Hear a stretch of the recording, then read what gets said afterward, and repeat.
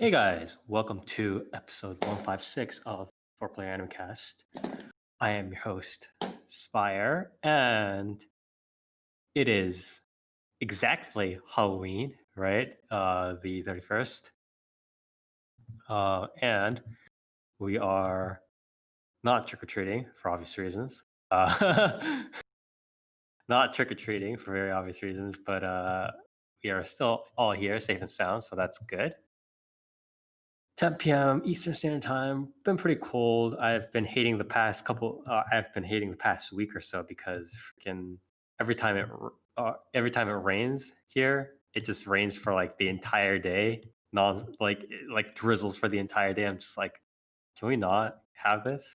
But anyways, enough about me. Here are my compatriots: Dark, Hey, Near, hi. and of course Toast. What? You want? So yeah, this season, as I thought, has been going along pretty well for me. I've been kind of relying on watching Tonikawa. I've been branching out into other stuff, such as the one I'll be discussing today, Adachi to Shimamura. But for the most part, again, I say this often, but Japanese anime has a lot of like premises that are wonky and could be good stuff, but often they just fall flat. But this time I feel like it's really like a lot of it's blossomed out pretty well. So I'm definitely liking this season a lot. So and it's good that we get such a great season one during the middle of this pandemic. So anyways, that's pretty much what I've been doing, watching stuff, kind of sitting back chilling. Um Not much on the visual novel front actually, but also right, the new not sequel, but the new visual novel from Minato is coming out soon, which is Wagahime, I believe is the abbreviation. I forget what the full name is, but Minato is the same visual novel studio who made Majikoi or Majite wa Watashi ni Koi Shinasai or Please Love Me Seriously. So I'm looking forward to that. Although it'll probably be translated in what do you want to say in year like 2028, 2030. Um, So I'll give it. I'll be optimistic and say 2026. yeah. So yeah, it'll be a while since or it'll be a while until it'll be translated, but still good to see that more of it's coming out. Also, everybody in that visual, at least on the front cover, seems to have red eyes. So I'm not sure what the fuck that's about, but It's called being based as shit, dude. yeah, everybody's a vampire now. Everybody's a vampire lord now. But anyways, that's pretty much it for me. What about you, Nier? What have you been doing these past 2 weeks? Um, playing Shadowverse. They nerfed. Uh, like pretty much every single deck. It's like core card. Yeah. They nerfed it a little bit, and now it's like not quite as good. Um, and then they nerfed my deck that I was playing. This is the important point. Now we're coming Yeah, to the important part. Yes. yeah. So the deck I was playing was it was like Burial Rite, mid range, Shadowcraft. Um, but it relied on this one card, which was Invincible Monster Trio. Um, which is a card it was 7 cost, 6/6. It has Rush, Bane, and Ward. Um, and it has a Okay. Necromancy 15 summon Okay. another one, right? Oh, what the fuck? And then at the end of your turn, deal 2 damage to originally it was deal 3 damage to the enemy later, nerfed it to 2. Right. Um, but the way the deck works is you kind of just kill shit off until you have enough shadows to invoke Gremory. And what Gremory does is uh she gives your leader an effect for like the first time you do a necromancy um that turn, like it's free, and B, like the cost of the necromancy is how many play points like you recover, right? Right. So you would play Invincible Monster Trio and it would be literally free. because it would recover all your play points and all your shadows. Um, and then you could either like just play another one, or you could like fill the rest of your board up with crazy shit, right? Right. Um, but I'm pretty sure the main reason they nerfed it is because there was an OTK combo where like there was a certain card where it's like whenever something's reanimated, it like gets storm or whatever, and then you could do like if you had an Evo, you could do 20 damage in a single turn. But yeah, they nerfed it. It's no longer a 6/6; it's now a 5/5, and instead of doing 3 damage at the end of the turn, it does 2. Um, Still a pretty strong card, but you know, it's not like it's not gonna win you the It's game not like the headache turn it comes inducing, out. right? Exactly. Um, yeah, since they nerfed the deck I was playing, I picked up a couple other decks. The Wrath Blood, which is like self ping stuff, and then Uh, Ward Haven, which is like really lame. You just like shit out wards all day and then make your enemy mad because they can't really do anything. Um, Other than that, I resubbed to Final Fantasy 14 recently. Um, going down that hole. Huh? yeah, played through the current main story stuff. Pretty good. Um, Shadowbringers like continues to impress. Mm. Hopefully the What next part do you expansion think, isn't bad. part of 5.3 do you think Yoshi P cried during? All of it. But yeah. Other than that, just been keeping up with the usual stuff. More Higurashi. Um, Yes. I was gonna watch some Akudama Drive, but then I was like, no. So I didn't do that. You're just like, no. Yeah, I was like, I don't really want to do that. Um, but what I did watch, which I'll be covering, was Assault Lily Bouquet, which is Yes. a From. new Shaft magical girl series. And remember, just another forewarning. This is uh not the shaft of yore as people know it, like the powerhouse. This is much after sort of a lot of the implosion and stuff happened. So Yep. But yeah, that was okay. it for me. All right. So that's pretty good. And we go now to dark. We've been up these past 2 weeks. I've also been playing Final Fantasy 14. Um, Dear you know, God. getting back into it. Figure, the new WoW expansion's coming out soon. It's probably going to be really fucked up because it still is, and it releases in like 3 weeks now, and it's not going to be ready. And the raids start on December 8th, and I don't know if I really want to commit to that. Uh, you know, I don't really want to get like 3 weeks into a raid or 2 weeks into a raid, and it's like, yeah, by the way, the entire guild is on break essentially, so we're not doing anything. So it's like, and I also don't want to have the case where it's like, if my guild isn't, I'm just like, well, yeah, I'm not raiding anywhere around like Thanksgiving. I'm also not raiding around Christmas, and I'm not raiding around New Year's. So have fun. So I think I might just wait entirely until like January to try that out. Okay. If I can't get a static in FF14, but who knows? Right now, just I'm on that dog farm. Got to get them dog mounts to get that QB. All Um, right. Other than that, I've been watching, keeping up with some stuff. Haven't really watched anything new just yet. Um, Other than Akudama Drive. Uh, about it. Okay. Uh, so toast. What about you then? What? What do you want? Past 2 weeks, please.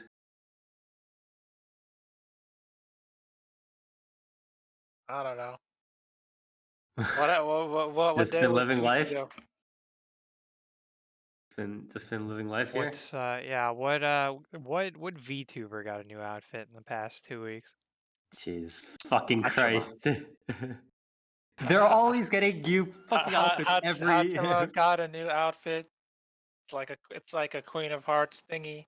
It's I pretty Oh good. yeah, guess. Arsha got deleted, right? Yeah. So That was Yeah, within yeah. the she kind last of 2 weeks. freaked out.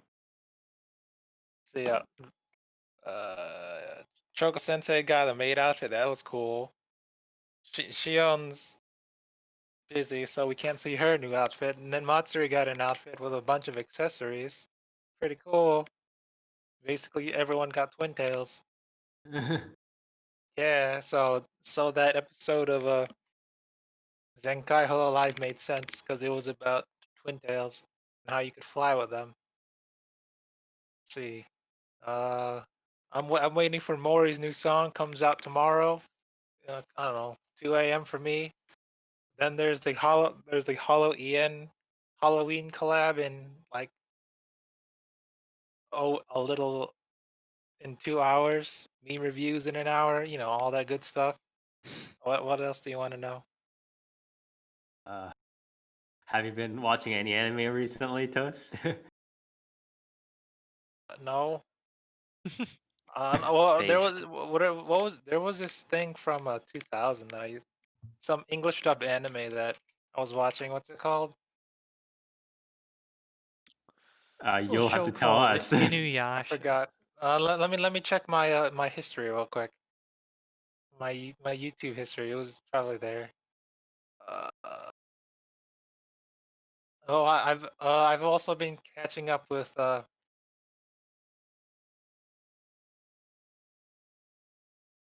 what's it called? The Dogizo one. That's still top tier. Yeah. いや、土下座で頼んでI don't know. ました。You'll be hard pressed to beat it still. What Yozaramel 3D, that was nice. Also Among Us is a pretty good stream watching experience, especially when they don't speak English. Oh, So it's Among like Us, yeah. so everyone's learning English too, and I'm like, that's neat. Yeah. Okay. Pretty Sui good. Suisei has 4 streams today. I don't know why. Inspire Translate. She came out with her cover with Inui Toko. That was really good. But then she has 4 streams today. You have to explain why. Why is it Alright. appearing in here? Oh well, whatever. Yeah, that's about it. Alright, so that's Oh yeah, I can't believe Hook, whatever you want to call it. That guy, he got canceled. who is that guy? I don't know who you're That's talking about. Kiara's illustrator, the guy who Uh, did Black Rock Shooter and Steins Gate and Metal Gear Solid. nice. Why did he He get got Uh, he got canceled? canceled. Yeah. Why? nice. Oh, you want so Alright, so so well, so keep it so DMs. Let's keep it DMs. Huke Yeah, got DM me he got boys. invited to the Holo Ian server, and he was giving Kiara and the girls a bunch of stuff, and he helped build some stuff, and some dudes were like, "Hey, you can't do that. That's cheating. You're you're The you're fuck does that mean? You literally just said a bunch you're of stuff that like has didn't really make. it's cheating to help the girls. You know that you're ruining their Minecraft experience by helping them." And everyone was like, "What the hell's wrong with you?" You're But ruining the then, Minecraft experience. They've like been playing Minecraft for like 3 years. you know, that's apparently what they said. You're ruining the experience for them. Let them experience Minecraft entirely by themselves. Don't help them out. I think they've And then everyone was experienced like, all of Minecraft already, like I don't 8 know what that times means. over. It's basically the same. It's the same thing that happened to Aqua in Ark, I guess.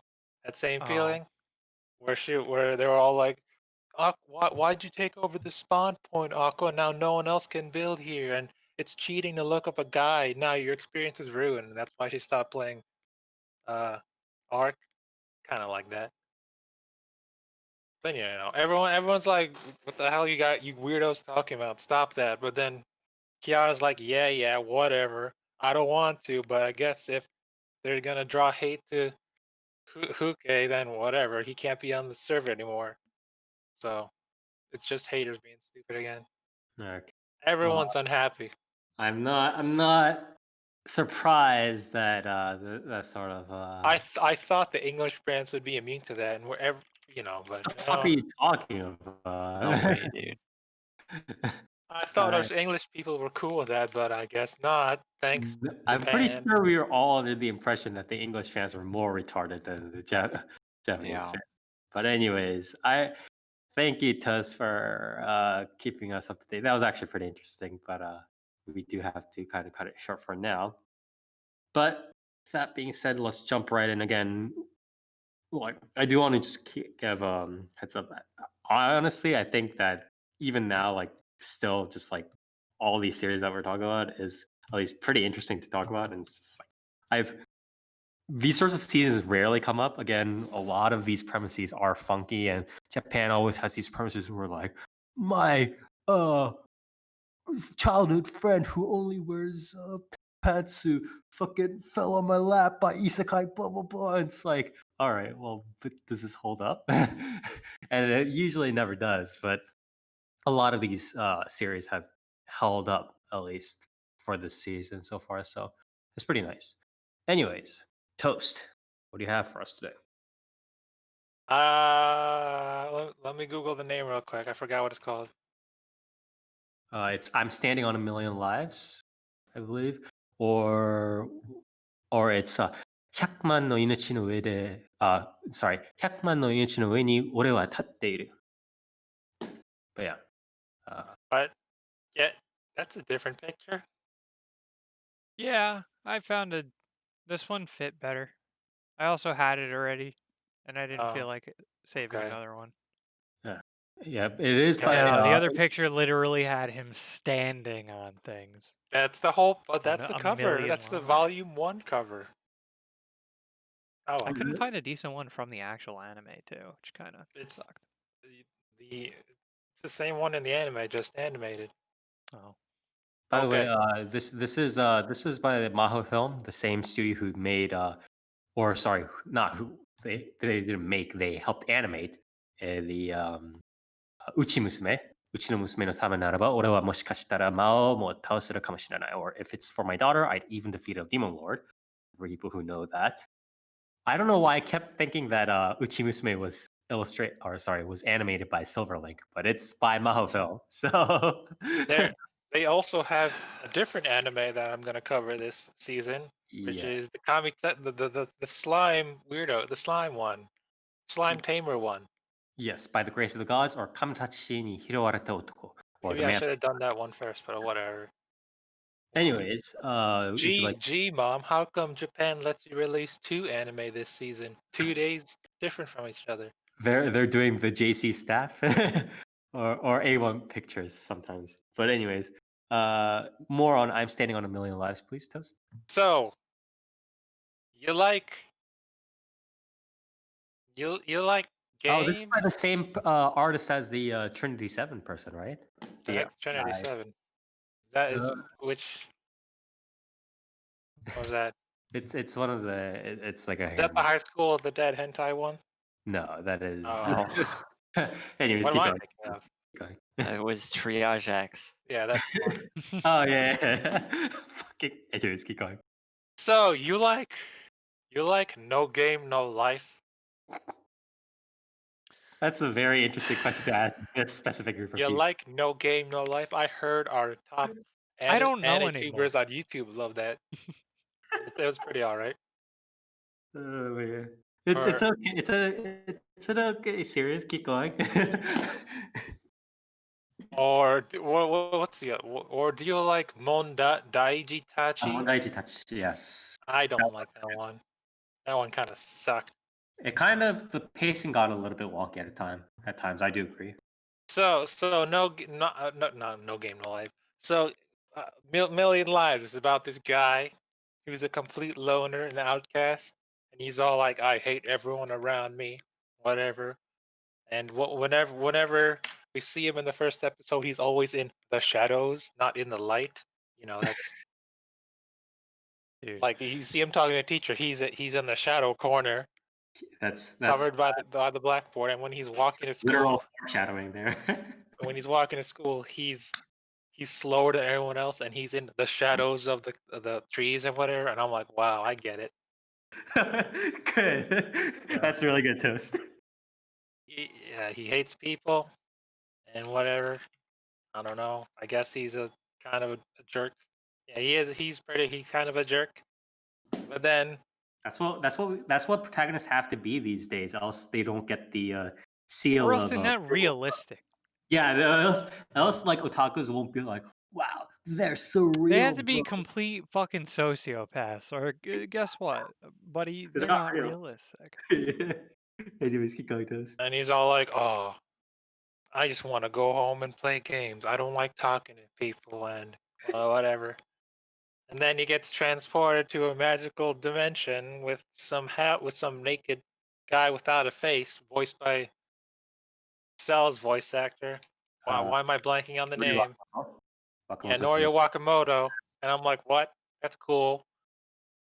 And then he's all like, "Hey, dude, you and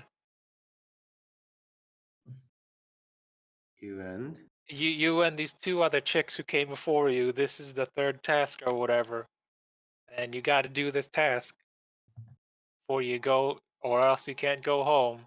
Apparently, there's 10 tasks, and each task they recruit another party member. So there's 10 party members in the end, and at the 10th something happens. So it's a game thing.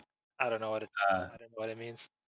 It's like, okay, so the first character, the first member of their party is some blonde chick, and she's a wind wizard. That's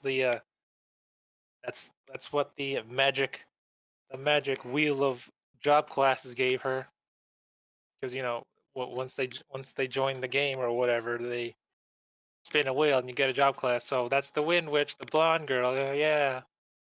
And then she had to complete her task before she goes home. And then later on, she gets brought back again for the second task. And you get the second girl.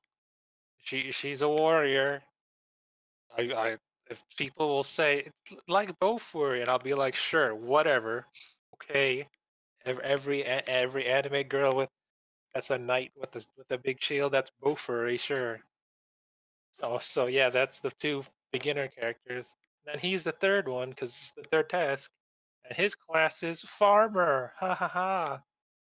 Because that's how isekais work nowadays. You got to have your main protagonist with the useless class, but if they turn out to be the strongest or whatever, great writing.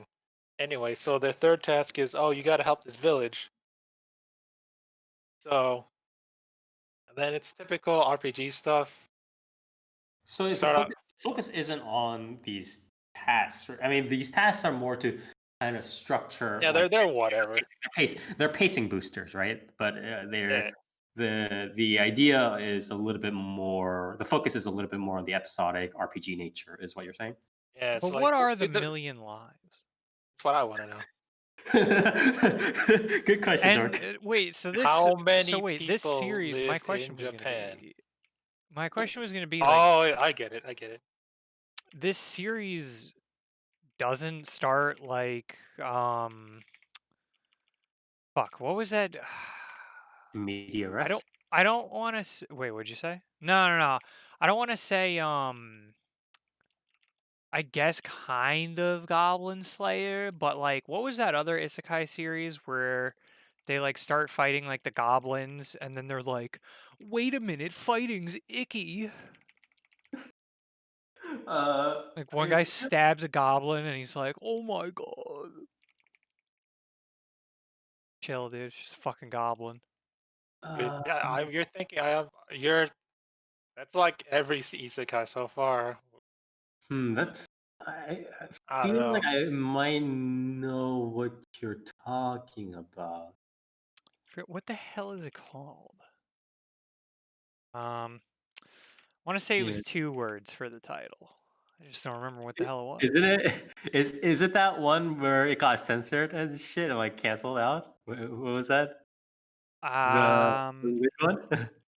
I don't know. It was one a decent while ago. Like I heard okay. I think people like thought it was all right.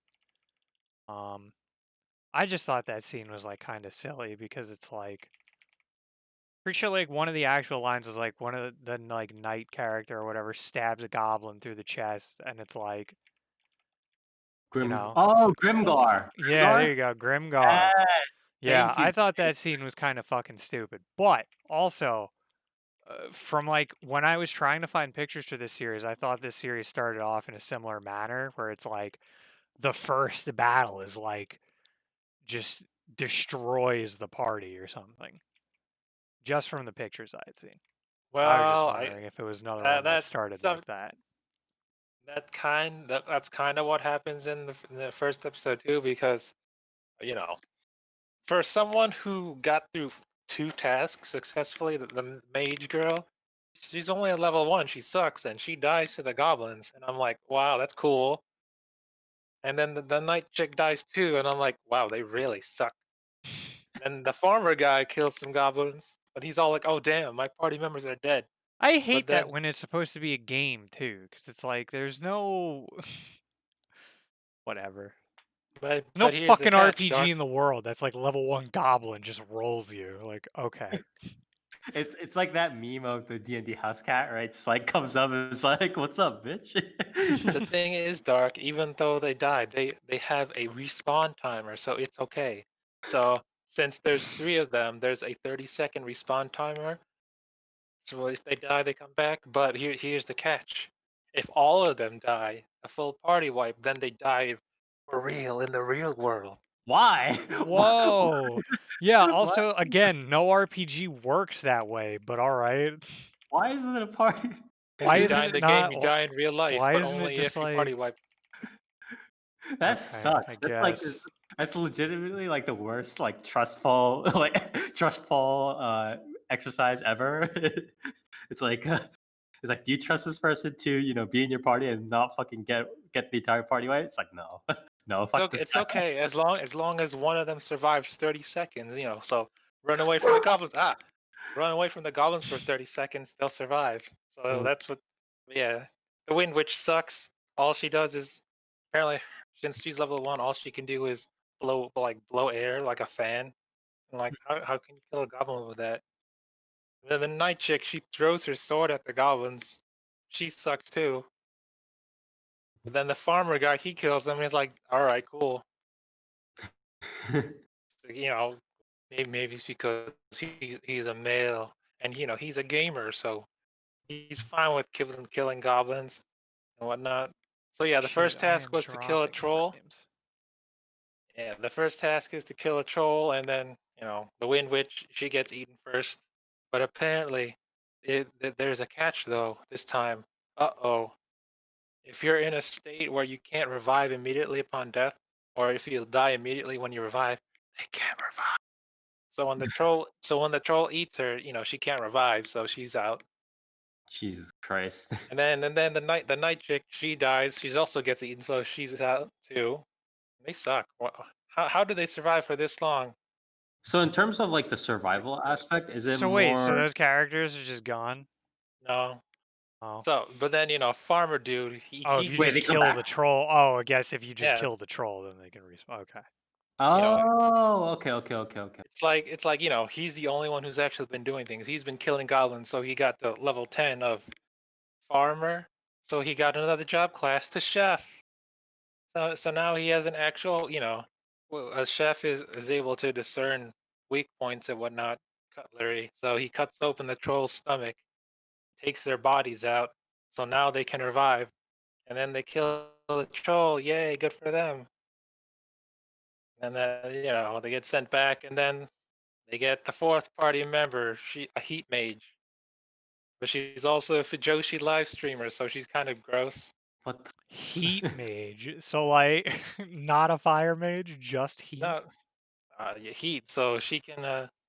She's like a portable heater. It's Dude, like Liharu's it's like Liharu's what power is in Railgun where she heats up stuff. forcing? Yeah, well, not. I think I don't. I'm pretty sure Riharu's like power is even worse. I'm Yeah, pretty it's like sure it's like hers is she just heats like she keeps it a stable temperature. Like she can't Yeah. actively heat or cool things. It's like the lunchbox is like slightly warmer. Yeah, Yeah, she's a exactly. fucking thermos. Like, but It's Yeah, that's where we are now. They got the fourth party member for Joshi, and now they're doing stuff. but no. so these people are like getting called to this other world or whatever. Like, So yeah, so one of the rewards for every task they do is they get to ask the game master a question. So the first question they asked was, who started all this? And apparently it's from some dude in the future who specifically called on them and whatnot. So I what bet they that's know gonna about be the this, main it's the future character. parallel world. It's a future dystopian world stuff. Then the dude's question after killing the troll was, because that's the end of their task. He's what what happens after the 10th task? And it shows them in the real world summoning or some big dragon appearing. So I don't know. I guess that's how the world ends. Big dragon. So I guess they're preparing to fight some big dragon for in the future by preparing their past self. I don't know. I guess it's pretty ambiguous right now. It seems like a lot of these sort of story is very driven around, or like kind of it swirls around like how they get past the death mechanic, right? The death slash revival mechanic, right? It's like that sort of acts as the central like, oh, because this exists and because of that this thing happened, we have to kind of circumvent it. That's like how a lot of the episodes are. It seems like.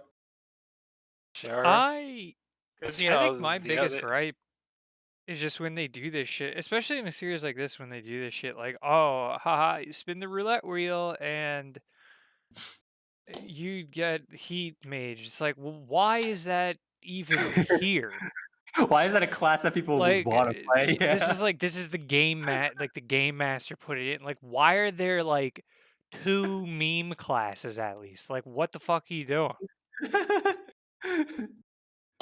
Oh, Jesus. Yeah, it's I, like I guess it's a subversion of the trope because when the wheel spins, the basic classes are all big, big chance to get them, but the little percentage classes like chef and farmer, they're small there, but the main character keeps getting them, but he's so competent that he's the one actually gaining EXP and doing things. It's like He's so competent. the weakest class is actually the strongest. I Yeah. mean, Session, does any isekai at this fucking point cover like fuck all by the end of the season? Oh, yeah, the thing again, it's sad fact of reality that isekai anime are promotional material for the manga or the light novel or wherever. So it's it's a yeah. little bit depressing, but yeah, it that is sort of why. Visuals, they're average. They're not standoutish at all. They don't make me think, oh, this is as good as uh Uchimusume. No, Uchimusume had some really good visuals that stood out, and I'll remember that. This one, nah. But I guess what will carry this series is definitely the characters, especially the main character, for being a social outcast who kind of interesting, I guess, because he's also kind of a like what Dark said, a sociopath in a way. You know, Right, right. he's Yeah, all like he's willing to take the most efficient route possible to finish the task and whatnot. Because the girls are just floundering around like, oh, we're gonna slay some goblins. Oops, I died. Ha ha ha. Oh, we're being attacked by bandits. Oh no, they captured the Wind Witch. The other two girls are like, oh, we gotta save her. And then Hmm. he's all like, why? If they kill her, she'll just, if they kill her, she'll respond. So who cares? And yeah, if she's incapacitated, whatever. As long as we finish the task, we can all go home. So I'll do my own thing. and enter this martial arts tournament that's part of the quest. You two can save her. God damn it! This shit again. And then the other two girls get captured, and he's like, God, you guys suck. So So a lot of tangents along. yeah, he's the only competent one. Maybe because he's he's a gamer. He gets the thing, and the other two are just we gotta keep our we gotta be Japanese idealists and help each other when we can. He's like, no, finish the task. This is the most important thing. Anybody, he's also like, but like I'll help you out, sure, but you also have to make sure that you know what you're doing, and if this is a waste of time or not, considering all the rules of the game, you know, they don't have their heads in the game yet. Yeah, pragmatist. That's a good way to put it. Yeah. So he's kind of an interesting character. I guess people can say he's kind of like Kazuma, but less funny. The more serious Kazuma, and the other two. Yeah, well, the other it's kind of heavyweight. it's not really. I mean, part of it's due to the character, but I think part of it's also kind of due to the story, right? The story is kind of making him out to be because the story in Konosuba is like obviously not that serious, but in I'm Standing on a Million Lives again, it's a little bit more, I guess, gritty, more sort of like, oh, things are dying and blah blah blah than Konosuba is. So that obviously affects how we view this sort of character, right? So. I wonder what the million lives are really. I mean, I googled how many people live in Japan. 120 million. I don't think that's. Why are you liking this fan so always? I don't think Because that it's a Japanese light novel. Do you think they care about America? I don't think that I'm Standing on a Million Lives has anything to do with Japan. Are you sure? Because, like I said, at the end of the 10th task, there's an ancient dragon that's summoned to Japan, to their city. So, if there's 1 million people in their city, I guess he's standing on them. I don't know. I hope it's not some weird fucking like sacrifice or anything like that. But anyways, maybe it's the amount of people he's killed. I mean, he's standing on a literal pile of bodies in most art. Yeah. So That is true. I guess. Anyways, any last words? I don't know. This series is actually kind of interesting. Yeah, I mean, it's definitely like I thought it would just be a lot more along the pretty purely episodic RPG vibe that you mentioned earlier, but obviously there are some other tangents that make it stand out a little bit more. Compared to all the other isekais that we had where I'm dropped into a world, and here I'm gonna act like my typical Japanese self, and I'm gonna uphold my Japanese morals, even though this is a different this is an isekai. He's the type of guy to immediately adapt to the situation, understand the game rules, actually do stuff, because I've been doing most of the killing of the monsters and they just die. It's like, come on. Like, even though they all die, they have the timer, but he's the one killing most of the monsters and actually, gaining levels. He's job changed twice now, so now he's some sort of, I think, some creature summoner. I don't know what that is. Okay. But yeah, so he went from farmer to chef to creature summoner. Everyone else is the same job class, so he's getting stuff done. He's understanding. The rest, they suck, but they'll help him when necessary, because druid or something. Yeah, he's a druid. something like that. Yeah, Okay. yeah, it's actually pretty good. All right. Yeah. No. Definitely. Surprising. But thank you for. That's something to check out if you like No Game No Life, or I guess maybe I don't. Since that's the popular choice. Well, it's a good that you might like this. Yeah, some kind of freak that likes that series. The thing is, I do trust Tuss in these sorts of analogies. I don't trust me. Seriously, at least he makes a better analogy than the people who feel like, yeah, this is just like I want to say Kimetsu no Yaiba combined with Attack on Titan. But anyway, Hell yes, that sounds fucking awesome, dude. But anyways, thank you, Yeah, Toad. it's kind of good so far. I'm not that let down. At least this is different from the other isekais. So Mhm. yeah, Okay, pretty good. And that was again. see the cheat magician get that one. That is, I'm standing on a million lives. Or I believe the name was 100만の命の上に俺は立っている. I believe it was the title. I don't have the wiki page up, but yeah. So thank you, Toast, for covering it. And again, if you like that sort of series, please go check it out. And next is me. It is Adachi to Shimamura is what I want to cover. It is done by Tezuka Productions, who obviously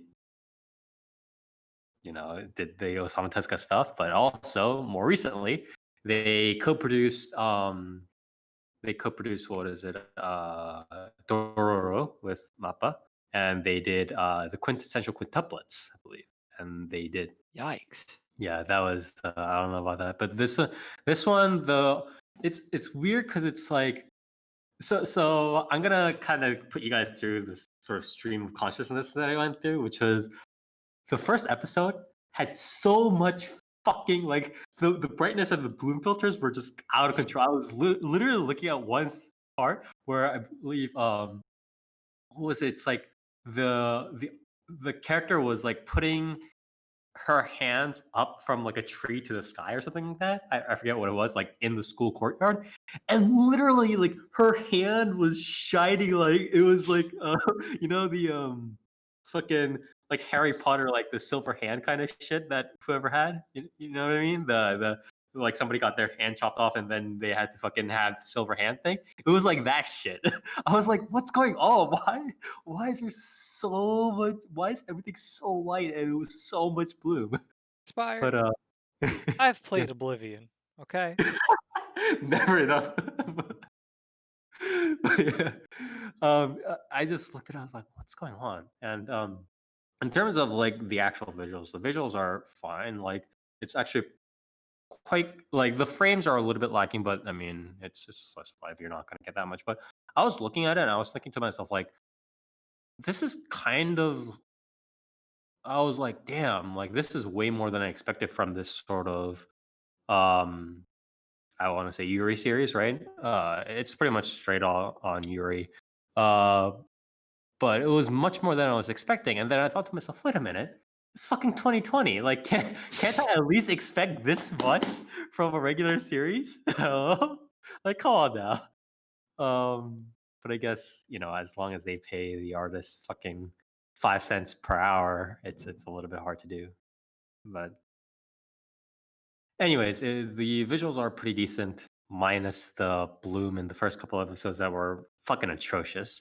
Other than that, it was pretty interesting. Like when I was watching it, I started get because of the brightness and because of sort of the pacing and the monologues that they kept having. I was like, man, this is almost like a fucking shaft work, like an old shaft work. What the fuck? And then I saw a kid in an astronaut suit. I was like, that's really like fucking Dempa Onna. Are you like a kid in an Dempa Onna astronaut suit? Don't you mean Among Us?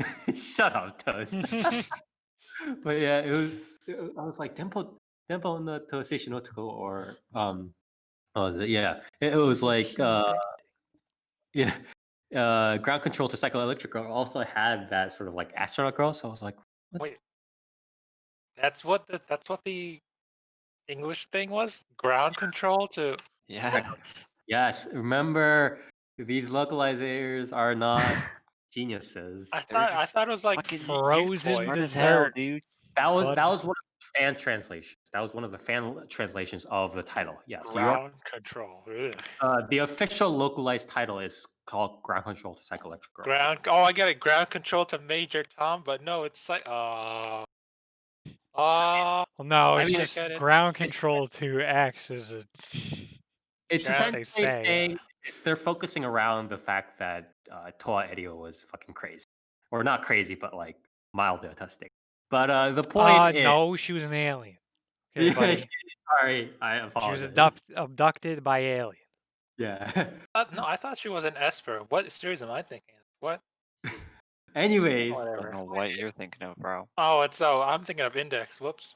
yeah, the point is, so I checked the author out for Adachi to Shimamura, and it was written by Iruma Hitoma, who is also the author for Tempo no Toseishi no Toko. And I was like, oh, this explains fucking everything. Like the pacing, the fact that they have the bloom filter set on to 99 max, just the astronaut girl, the monologues. And I also want to point out that this author also wrote another one that I really liked, which was what was it? Um, well, a while back. This was like way long ago. Usotsuki Mikun to Kwareta Machan. The lying Mikun and the broken Machan. If anybody knows that series, but it was also like a very short novel that I really liked. But anyways, this just like fucking was a nostalgia blast for me, and I was I was just kind of freaking out all over it for a little bit while. But yeah, one of the sidekicks is like a tomboy, but they don't form a harem around any of the. It's just like one of the green hair girl is the tomboy, but yeah, Spire, you can't have a harem if they're all girls. that is true. But yeah, so That's what the Japanese call te te.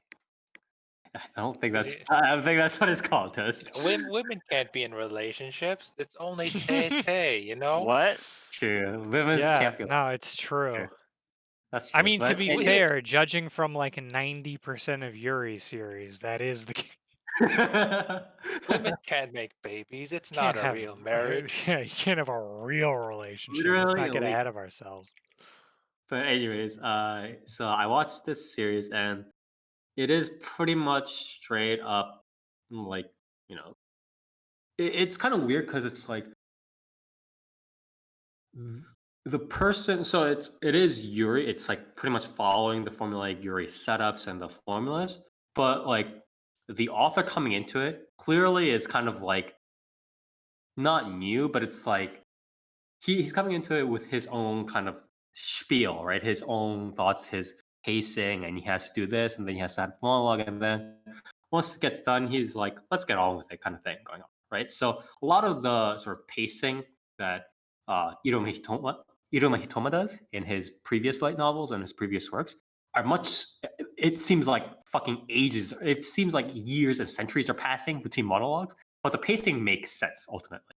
And it kind of feels like that's also happening in this Yuri series, where it's like the monologues are like, oh my god, it's like listening to a fucking Barack Obama speech where it's like pausing between every single word. It's like, and then, but then it was like, I was swimming through the water. And it's like, oh my god, it's taking 50 minutes. But then after you get through like a couple of episodes, you're like, wait a minute, this pacing was actually pretty like it was actually not speedy, but it was pretty brisk. And because the developments in terms of they're hanging out together now, they're fucking sitting in each other's laps already. Now they're fucking like talking with their families about all this shit going on, and uh, the development in itself is pretty fast, but it's almost like magic. It's wrapped up in this style of writing by Iruma Hitoma that's very slowish, that's very monologue heavy or introspection monologue, inner monologue heavy. And you always think it's going to go nowhere, and then boom, it just like happens. And it's interesting. Um, I unlike many people in here, I don't have necessarily a very huge like bias for or against Yuri. Um, I'm not. How do I say this? I'm not convinced that the Yuri part of this series has that much value to me so far, because that part it kind of seems like the author is still struggling with. Like, oh, yeah, Yuri's happening, and then they're girls doing stuff together. I guess it's like still the same shit, right? like the problem, part of the problem with Yuri series is that like once the girls hook up, even when the girls hook up, it's just kind of like, yeah, the girls are kind of hanging out because they're not fucking insane, right? And they just hang out like normal people, right? What are you gonna do? So that sort of happens, and then so I think the author's kind of struggling with that part, like finding something to do to write in the novels that's still centered around sane girls doing normal stuff, right? But then, in terms of how the relationship develops, I think it's quite decent. I don't think it's like super original per se, but I think in the sort of atmosphere that Tempo no Toseishu no Toko was, and the very slowish until the development actually happens. In that manner, it is quite decent. So it's sort of a mixed feeling series for me because again, I wasn't convinced by the Yuri aspects too much, but it is what it is. Other than that, I don't have too much to say. Do you guys have any like questions about it or anything? No. So who's the dom and who's the sub? Good question. You always gotta have a top and a bottom, right? Uh, Well, you got to have the contrast. It's like good cop, bad cop, S and yeah, M. that's true. That's true. I believe the top is the blonde hair girl, and the bottom is the short hair girl, Adachi. Shimamura is the one on the left, the blonde hair girl, and then Adachi is the short hair girl. You're But saying yeah, that like yeah. so this isn't I don't know. This is weird. Like so it's not so what are you saying like it's kind of struggling with just the fact that it's not really finding a decent So way to like to be like yeah, they're still doing normal things but then contextualizing it the fact that like some of the things that might arise because yeah, they're in a lesbian relationship. right. So this is a very interesting topic, right? Or at least right now, until things get a little bit more figured out within the Japanese like manga novel sort of industry, right? And what I think is like, so if you ask somebody a simple question, right? Like, what do you write about when we talk about Yuri or girls being in a lesbian relationship or whatever, right? And there's the before, right? The before is relatively easy to write, and that's why a lot of people write it, right? While they use the will they won't they thing as sort of a pacing controller, right?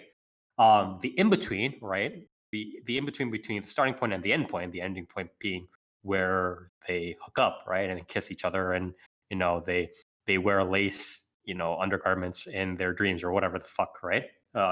These Yuri series have, right?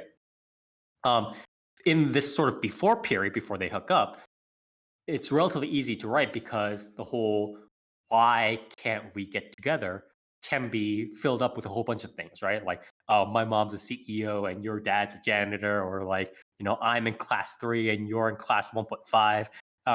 Like, oh, I'm in that school in fucking Osaka and I'm over here in Tokyo, or whatever these fucking stupid reasons are, right? And there's a bunch of reasons to write in the before time, right?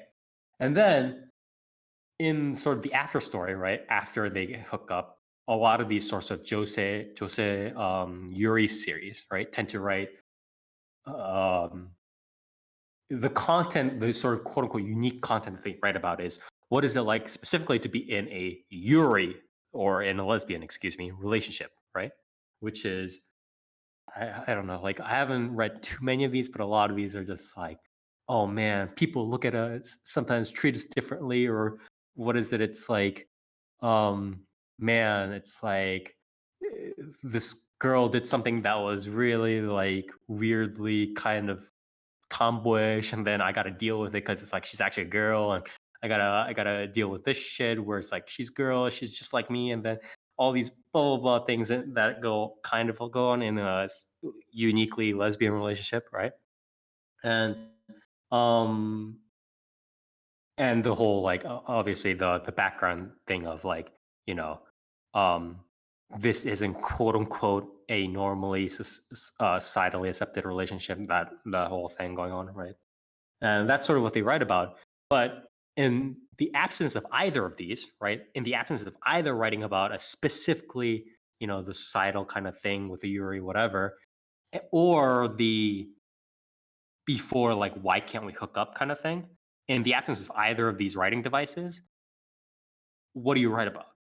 So then the thing just becomes two girls doing You're right, Sakura Trigger. Sakura the Trig Yeah. or Love Lab. But yeah, so now you see where the problem rises, right? Where it's like in the lieu of not being able to write about lesbian problems that are not having periods within the same 48 hours, right? And in the lieu of why is our lesbian relationship getting cockblocked, it is very much just, because normal girls usually aren't fucking insane, so they do normal things. And when they get in a relationship, they keep doing normal things. They're not like, oh, we got into a relationship, now we're gonna go to Disneyland every fucking day. That's not how that works, right? They went to a restaurant yesterday and then they hooked up, and they'll probably go to a restaurant the week after, right? So writing about that is clearly not super productive, right? It's not something that everybody would want to read about, right? So that's the challenge. And I think the author has a little bit of trouble coming to grasp with that, right? Writing more original, kind of fun content involving these two that the reader might want to see. Sex store montage, yeah. That the readers might want to see, and kind of makes sense in the context while still helping to develop the lesbian relationship between the two. Does that sort of answer your question? Yep. Yeah. So that's sort of what the struggle is about, and I think that can also be kind of generalized to. You see, sort of what I'm saying, right? With these sorts of series, it's always like the before time where it's like, oh man, why can't we be together? Whatever it is, right? Why are we so different? Yeah. Why are we apart? I mean, Or that's it's always also like one of the issues we kind of had with a lot of like just romance series to begin with, where it's just always right. Well, yes. The before thing was definitely not even unique to like lesbian or like gay kind of stuff, but the after one is a little bit more of the issue, right? Because it's like, I mean, adding on to the fact that a lot of the after story stuff for romance stuff is a little bit hard to write about because people actually have to think. But again, you're now trying to you're trying to work without the whole like, oh, by the way, our relationship is gay. Haha. Like that whole, cloud hanging over you and just making it a normal relationship between two people, right? So that's always a challenge, right? So yeah. Anyways, I think it's relatively normal. I don't think there's anything really exciting about the Yuri part. But if you guys did like Denpa no Station Otoko and you kind of want to catch I want to say a nostalgic whiff of it in a series, in a more recent series, I do suggest that you check out Adachi to Shimamura. But yeah, that was just my review of it. And So, Spire, yes. what do you have against heterosexual relationships? Every relationship has to be gay. they're so 2019. Yeah, honestly. I've only seen you review, hey, this girl and this girl, or hey, this dude and this really big dude, and how is this dude gonna get this dude pregnant? All right, the Titus Pride thing. That was pretty. You're right, Toast. I only review gay series. I apologize. But anyways, Is that your fetish? I mean, I'm totally okay I with don't that. really. I just want clarification for all our fans. I'm not sure if at this point it's specifically gay stuff is specifically can be called a fetish, but but yes, I have been This picking up Yeah, a lot of those gay stuff. deviants. Deviants, yeah, but it is. I have been picking up a this lot of is that definitely within your strike zone, or strikes. Oh Jesus! But I'm also this doesn't mask the fact that I was also depending on how things go in the next couple of episodes, I might also pick up a hypnosis mic. So obviously that doesn't help my reputation much. Damn, bro. But anyways, Here with I that, thought spending $300 on Venti was. was it worth it? Yeah. Also, actually, no, that was total. That wasn't on Venti. I think I actually did spend like the full 150 on Venti though. all right. So with that being said, we are moving on to Nier, What do you have for us?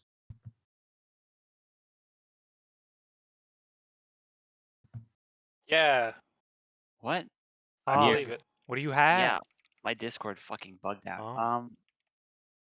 I watched a show that's not very good. I like how you just started off with that. Yeah, I watched Assault Lily Bouquet. Oh, we're finally getting to the huge. Yeah. This So this is gonna be a series where I'm already taking the breath. I watched Assault Lily too. I should have fucking watched Akudama Drive, but I watched Assault Lily Bouquet instead. yeah, I did it for you, dear. you picked wrong, dude. Yeah, I fucking. It's not. Especially, I was like, "Tell me how this isn't Monica." This isn't Monica because this one sucks. Like yeah, this. this isn't Monica because it's obvious that Shaft was like, oh wait a minute, we made Monica, huh? This is Time not out. even. Monica's is got not even- like fucking what? 4 characters? 5 This, characters? this is a lot more. There's Like like 9 here. if like I want to say okay, if fucking Girls in Panzer slash Strike Witches slash I don't know something like Vivid Red was on one end and Monica was on the other end, this would be way closer to stuff like Vivid Red and Strike Witches than it would be to Monica. I just want to say that first. Would you agree here?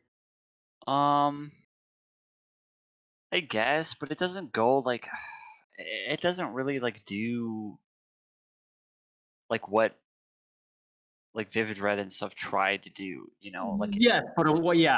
I'm not. Yeah, you know what I'm talking about. yeah. So basic synopsis. It's a magical girl show. That's really it. Surprise! So the all okay. So first of all, this show has like the most obnoxious names I've ever seen in an anime.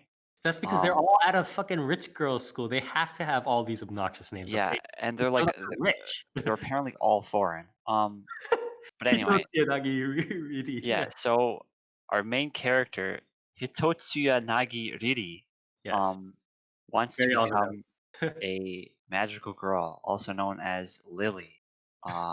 See that? You see that funny? See, her name is like the thing, dude. I get it, like Saber Lily and Yeah, that's writing. That's Yar writing. Lily. Because Lily is like girls. I get it. Yeah, And and Bouquet, flower, lily. so magical girls fight this mysterious enemy called the Huge. Yeah, tell us about the huge. How huge are they? They're not very big. And the Huge are monsters. That's all the world building that this series has. The Huge are monsters, and magical girls fight them. This is largely a school series, But in my near, opinion, with like a near, magical girl backdrop. near. Don't you mean hugely? A magical girl series with the school backdrop? No, I don't. You But have to replace large with huge from now on. It's the rule. I'm not gonna do that. So yeah, it sets it up. Our pink-haired, uh, slightly clumsy protagonist meets up with the cool, black-haired, um, like cold exterior upperclassman, and then they kind of sort of try to emulate Madoka stuff, but not really because then Shaft would be like, copying their own work, and they can't really do that. Yeah, you can. Um, Is this an and original? then yeah, this is I'm pretty sure. Well, then This is they original. totally can. No, Yeah. Yeah, this series isn't very good. Again, it's largely just like kind of a school series, except it doesn't really do any like school things. It's basically just like Diddy being like, I want to be a magical girl, and then the cool like dark-haired exterior girl is like, no, and then The thing is, it's like they're chasing after everybody's kind of chasing after this girl after the main girl after episode 1, right? yeah, But I'm because it's just like there is a reason for doing so okay so there's a specific I mean, in terms of like boy girl harem, right? Boy MC, girls like heroes, right? There's not much reason for doing it other than I like harem. But in terms of like girl harem, right? There's like, in my opinion, I think there's like a pretty specific reason for doing like harems versus like just kind of having them be in the groups and kind of having them kind of flood out, right? Where it's like, if it's the harem, I mean, if it's the group, it's much more sort of like standard kind of format, right?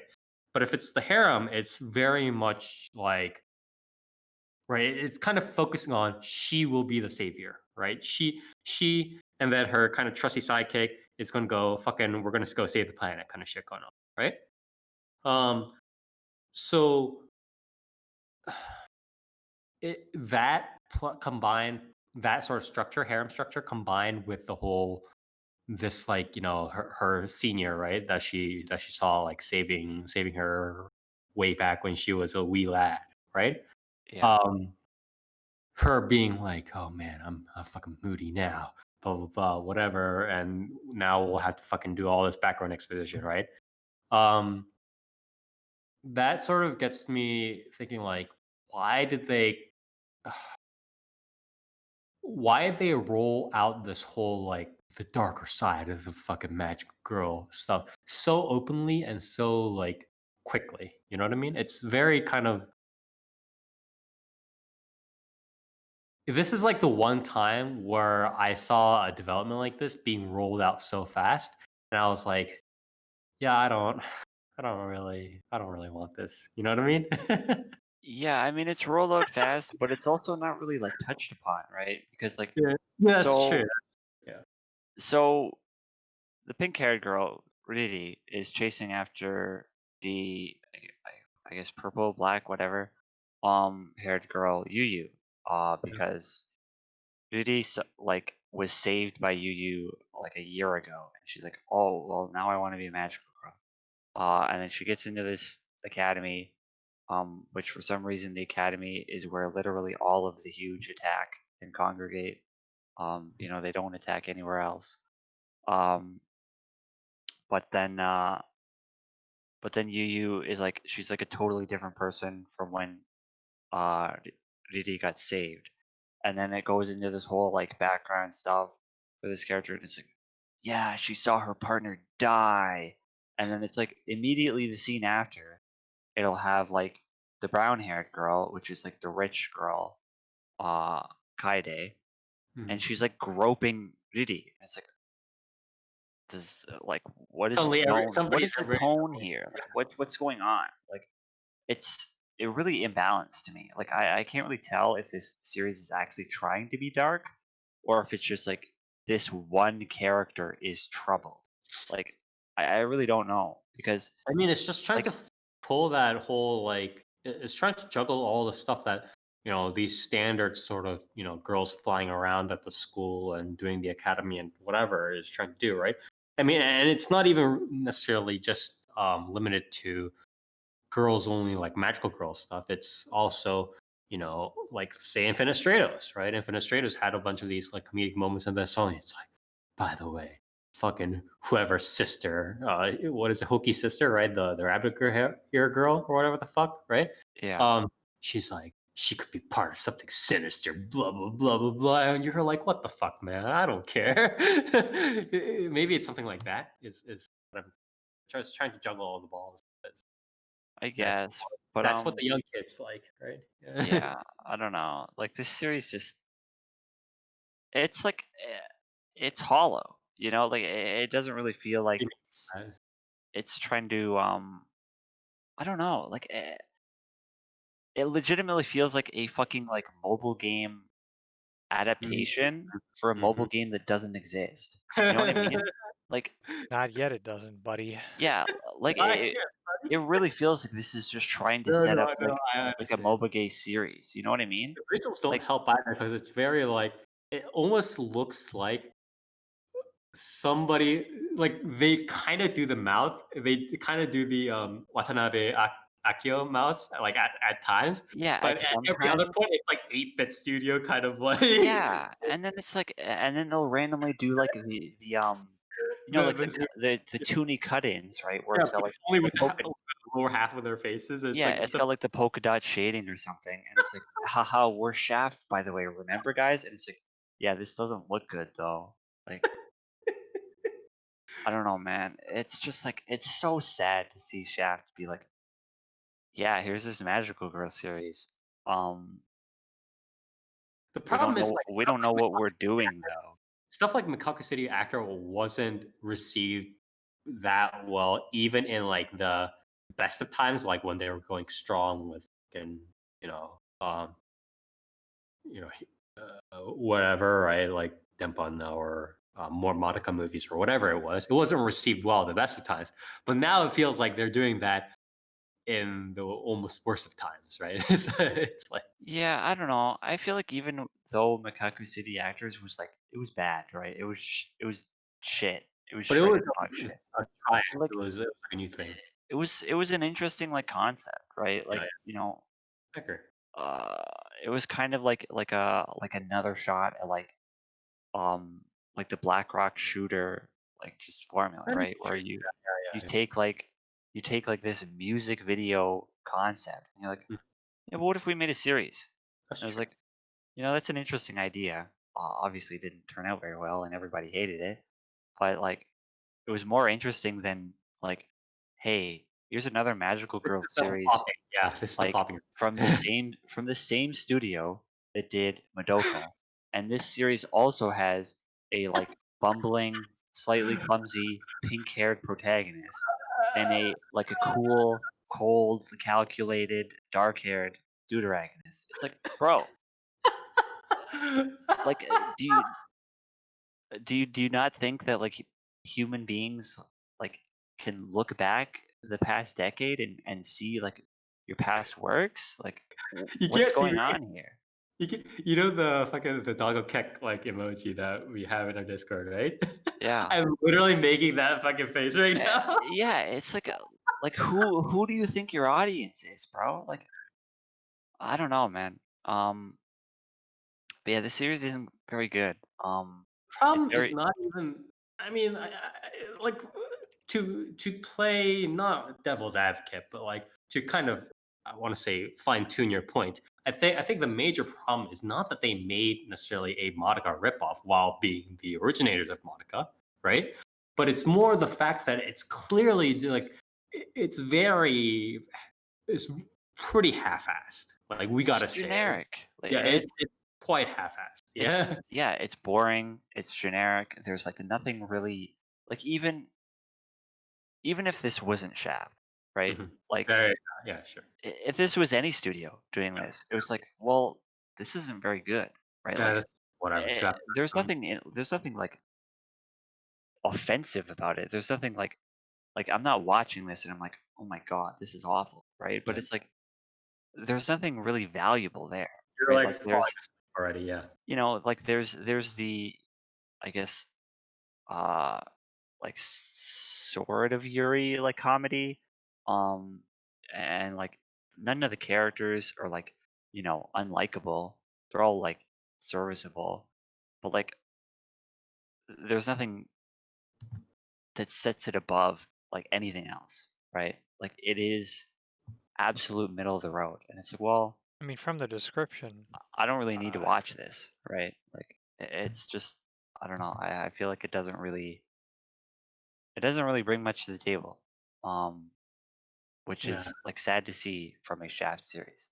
Um, It's really fucked up because it's like they're like, I mean, they can't even do like Modica whatever events these days, right? Because like before they did all these like figurine festivals and they did all these sort of outdoor, not outdoor, but it's like offline events, right? For Monica, for whatever, for Monogatari, so on and so forth, right? Now they can't even make money off that too much.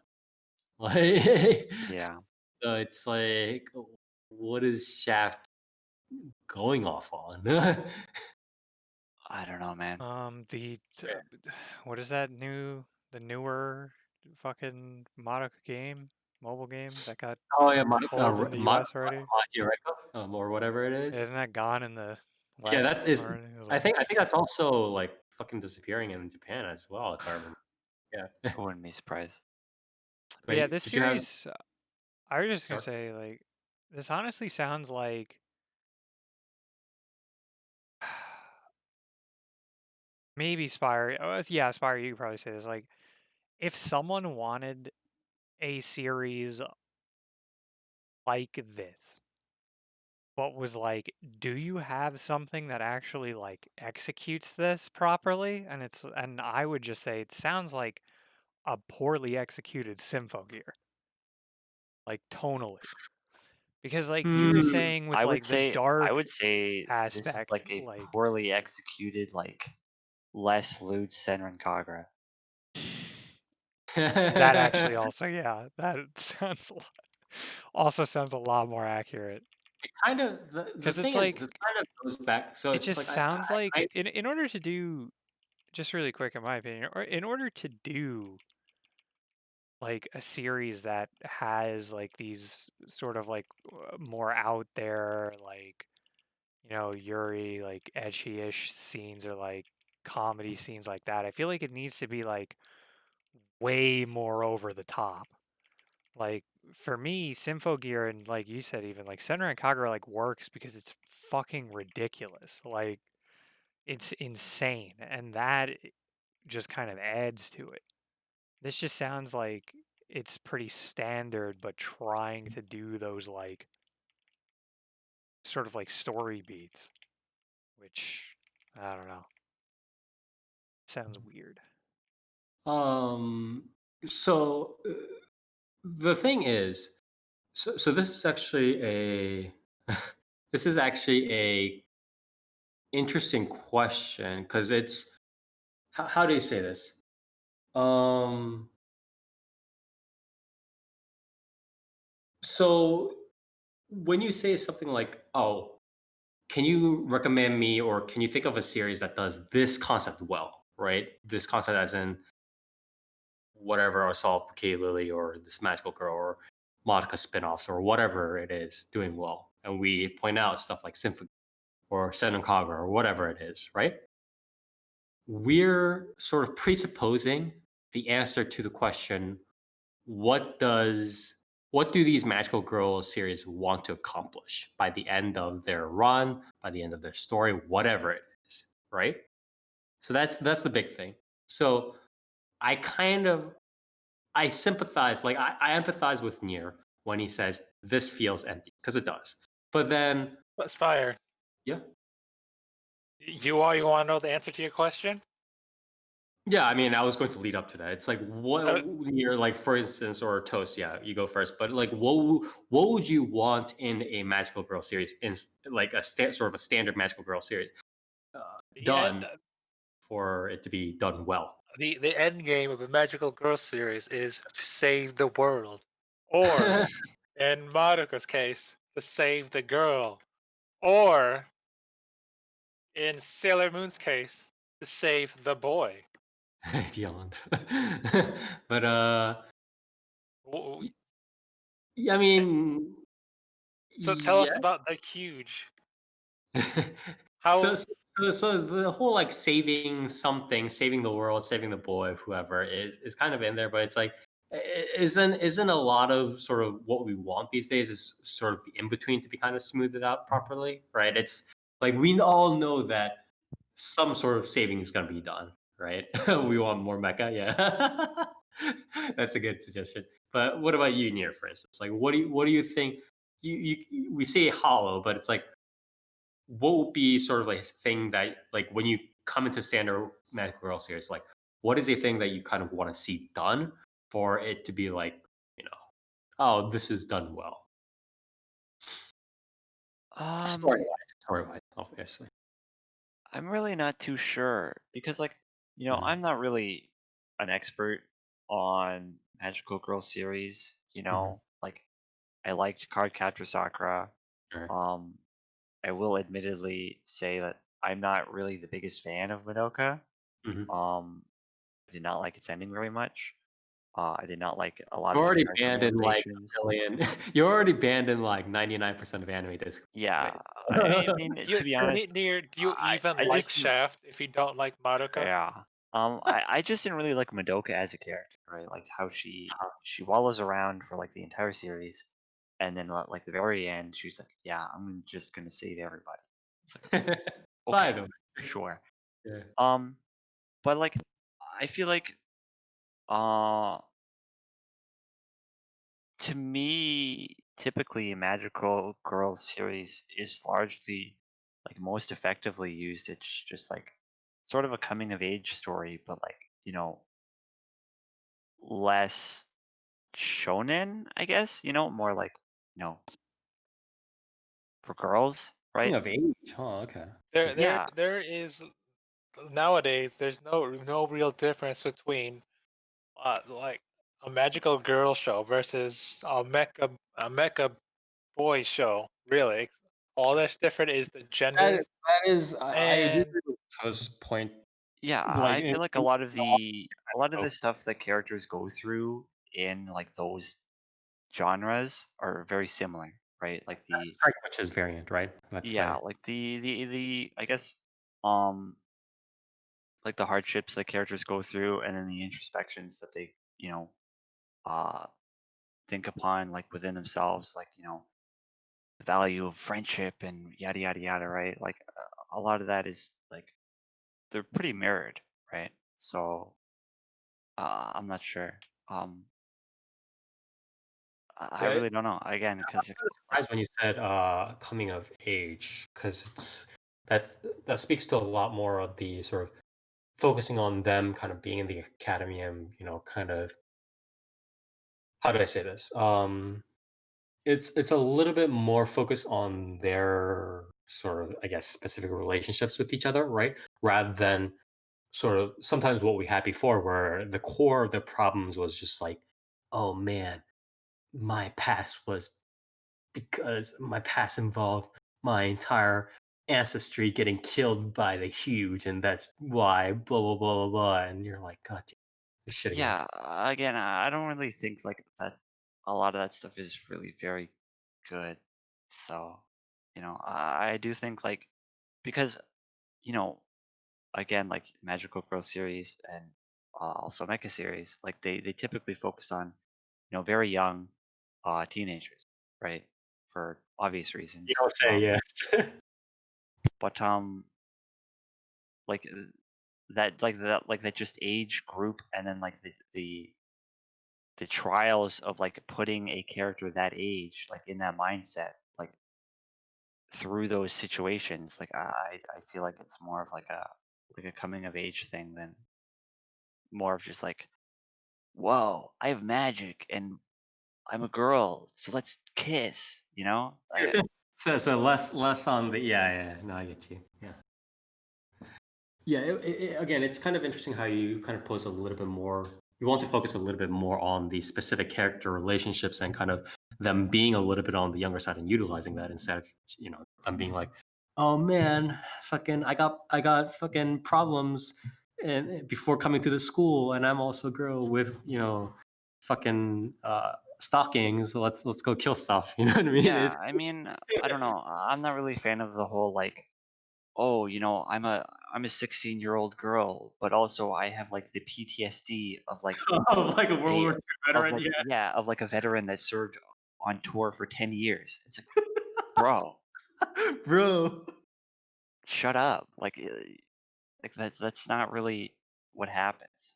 It's like some like Valkyria Chronicles shit. Kind of Yeah, like, like obviously a character that age can have trauma, but like yeah, you can't like put them in like such a broken state to where like it's literally all they ever think about in like every single waking moment of their day, and like the right. It only thing drives that can their every, save them yeah, is the red string of fate. And it's like, come right. on, man. but near, isn't that the same plot as Piano no Mori? Exactly. Wasn't it? Um, I don't think that's. Wasn't like the 15-year-old dude was so traumatized by the piano or something that he lives in a forest? I don't know. I've never watched Piano no Mori. I don't think that's how that works. Yeah. I think it was actually wasn't he? No, I don't think he was traumatized. He was simply like drawn to the piano. He fucking played that ghetto piano, and then that's like sort of how he became the genius or whatever, right? But what was the point of I'll never play the piano again after the tragic piano-related accident? What was that about? Are you Uh, thinking of like isn't that the Yorlai? Are you thinking of Yorlai in April, dude? Am I? I don't know. that might be Your Lie in April, or it might be. Well, no, the other guy is fine in that piano memory. But yeah, anyways, yeah, I think you might be thinking of Your Lie in April. But Yeah. anyways, any last words on a clearly a Shaft masterpiece, a solid Lily Bouquet? Yeah. I don't know, man. Near. It's a Would you long. say it's a huge mistake to watch this series? I mean, probably. I don't know. I mean, you can't really like. Again, like I said earlier, it's not like offensive or anything. It's just Um, but Did you talk there's about the visuals, like how it looks? Does it look um, good? It's we Shaft. talked a bit it about looks fine. I mean, it's Shaft, it. right? Shaft. It looks like an amateur studio or like an indie studio was trying to emulate what Shaft did. So it's not Yeah. on par with their best stuff, huh? No. So the problem with the visuals, in my opinion, is they're very inconsistent, right? So, Shaft obviously still has fairly talented animators working there. Yep. So some of the cuts do look decent. Um, a lot of the action scenes have like really weird CG cuts, which, to be fair, don't look like terrible. They look pretty solid. Um, but there are some, drawn effects that look very nice. But there are also scenes where like I forget what episode it was, but one of the scenes where like uh the flashback of Diddy getting saved um has like her running along like the pathway uh with like somebody else, and it looks like a shot that should have been like zoomed out a lot more, because they don't have faces, Right. but like it's zoomed in very very clearly, so like you can see all the errors in the animation. There's another And that's just scene. to signify a memory in the air. God, Yeah. fucking Jesus Um, Christ, this guy except doesn't even except know. like immediately before that, there was like very well animated fight scene. But um, there's another scene where I don't know why they did this, but like they're like zooming in on the backdrop, um, and it looks like absolute shit, right? Because like you can see the pixels, you can see the resolution of like the image they used Oh, for the I think I background. know. Yeah, I think I know which part you're talking about. Yeah, like I can get a screen grab and show you later. Um, but it looks like dog shit. Please do And that. it's just Actually, I really want to like see that. why the fuck would you do that in this series? Who okayed this? Um, but yeah, I mean, it does feel like like shadow of what Shaft was, right? Because like I said earlier, they tried to do um certain cuts where it's like the cartoony stuff, where it's got like the polka dot shading and stuff, but like it doesn't look anything like what Shaft typically does. Like it looks like a fan trying to like recreate something. Um, it's really weird, but like the visuals are fine for the most part. Uh, just not like stellar. Right. So so what you're saying is the last good animated Shaft show was Fate Extra Last Encore? Damn, I don't that's think I would. tough. I don't think I would say that. I mean, my Geo record looks fine. But yeah, I would Can't honestly, believe I would say Fate Extra the was that last good. best, the last really good animated Shaft series was Sankatsu no Lion. It's it it's such a long fall, but yeah, it's unfortunate. I hope that that Shaft does make a rebound, and I hope that this is more of a blip in their lineup. Gen Urobuchi needs to bring back creative control on Madoka. Gen Urobuchi, Well, he is an interesting man, but he, Bucci needs to start another mecha series and only write episode 1. 1.5 episodes and then I just can't, I run. can't believe Gen Urobuchi has a perfect track record, Just just like run. Akiyuki Shimbo. Oh, Jesus. Anyways, thank you so much, Nier, for helping to cover Solidly Bouquet. I know that this was not a pleasant walk in the park for you, but you were working on Chaos Dragon 2 right now. I forgot Yeah. about that series. Chaos Dragon 2. Anyways, but yeah, thank you for covering Solidly Bouquet, Nier. Again, knowing you need to cover that series because it was the Shaft series of this season, so it's gonna do, right? So How anyway, many head tilts did you see, by the way? not that many None. actually. Yeah, There's none. not.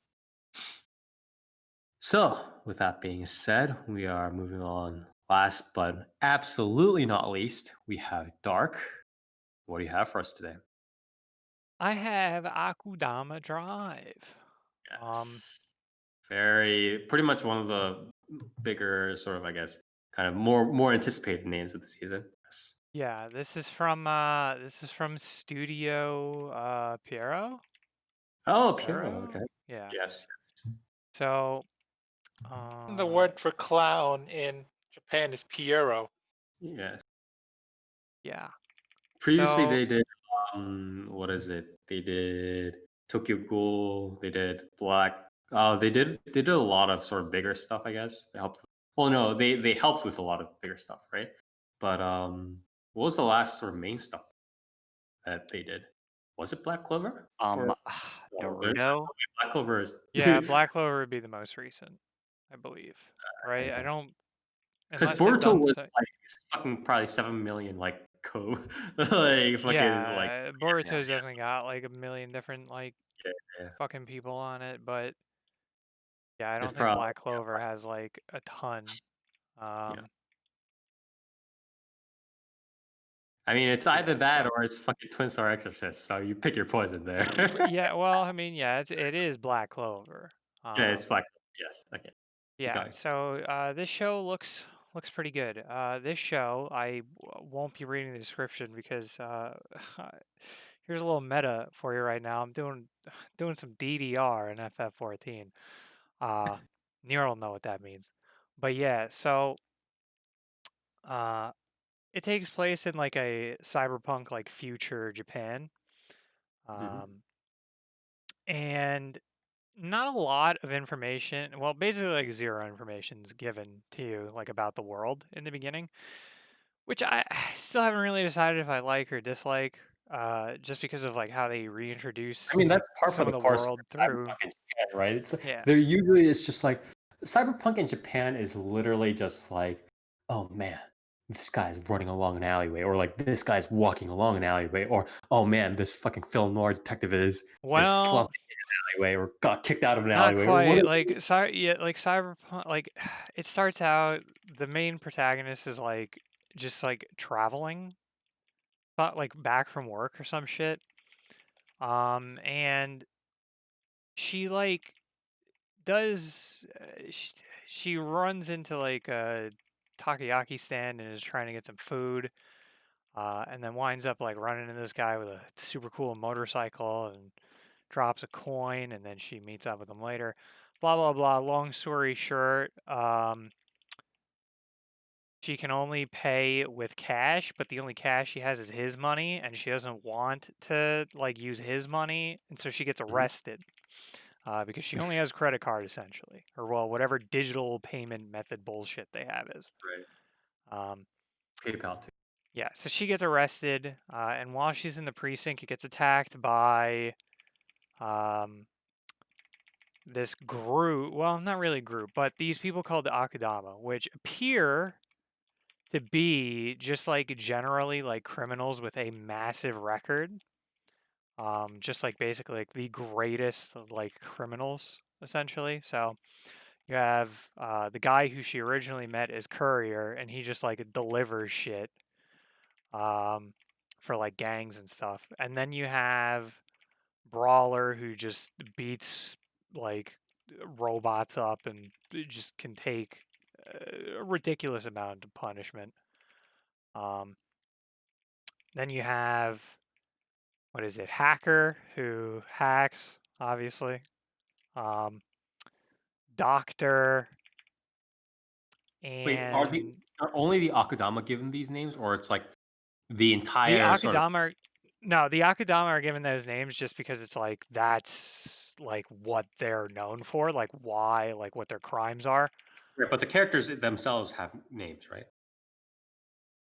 As far as I know, they don't say them. Okay.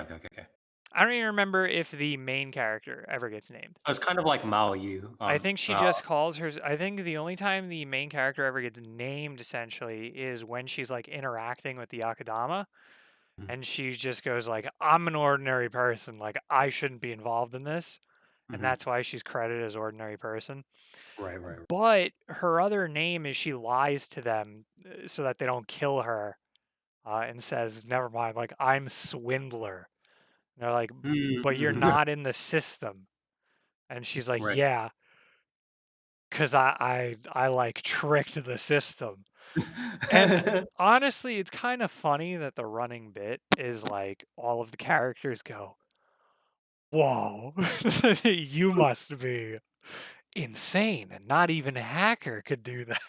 So that's actually that. So does that drive a major part of the story where it's like they're trying to they're just like, oh man, they're at Oliver and she's just trying to keep like one step ahead of them?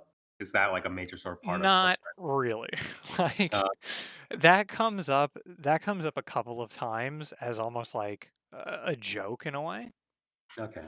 Um Maybe it's like Overlord. You know what I'm talking about, kind of, where it's like in Overlord, the guy like isekai's into not yeah isekai's into being like the demon lord, right? Essentially, right? Yeah. And then, but he's just like an ordinary office worker, so he has to like fucking pretend that everything's going swimmingly, like all the tactics and all the successes of his kingdom is going swimmingly, when he just doesn't know what the fuck's going on. Yeah. Oh, okay. Session Yeah. says, yeah. Yeah, so everyone's just like convinced, like, wait a minute, Swindler's fucking crazy. Like, Swindler's great. But yeah, so while she's in the precinct, their first, like, the reason why all the Akadama are there, because their first job they got contacted for was, oh, whoever frees Cutthroat first, like the greatest murderer, like gets the reward, like Right. of 100 million yen. And then they wind up essentially like working together to do it. And this cat that she was chasing turns out to be like the mastermind slash robot behind it. And is like gives all of them 100 million and then puts bomb collars on them and is like, well, you're gonna have to work for me. And then their next job is to just like hijack this train and steal this shit from it. So it seems to just be setting up as like they're essentially like a squad for some reason. Yeah. This cat is putting together just to like Suicide fuck Squad. with like the police. Yeah, but literally Suicide Squad. Like, Yeah, but not shitty. Yeah. yeah, not like very, but also like not intended to like die. You know? Right, exactly. Alright. So, again, a lot of this is sort of episodic with kind of a decent balance between like the comedic bits and the sort of action bits, you'd say. How much of sort of the backbone plot is there, like overall backbone?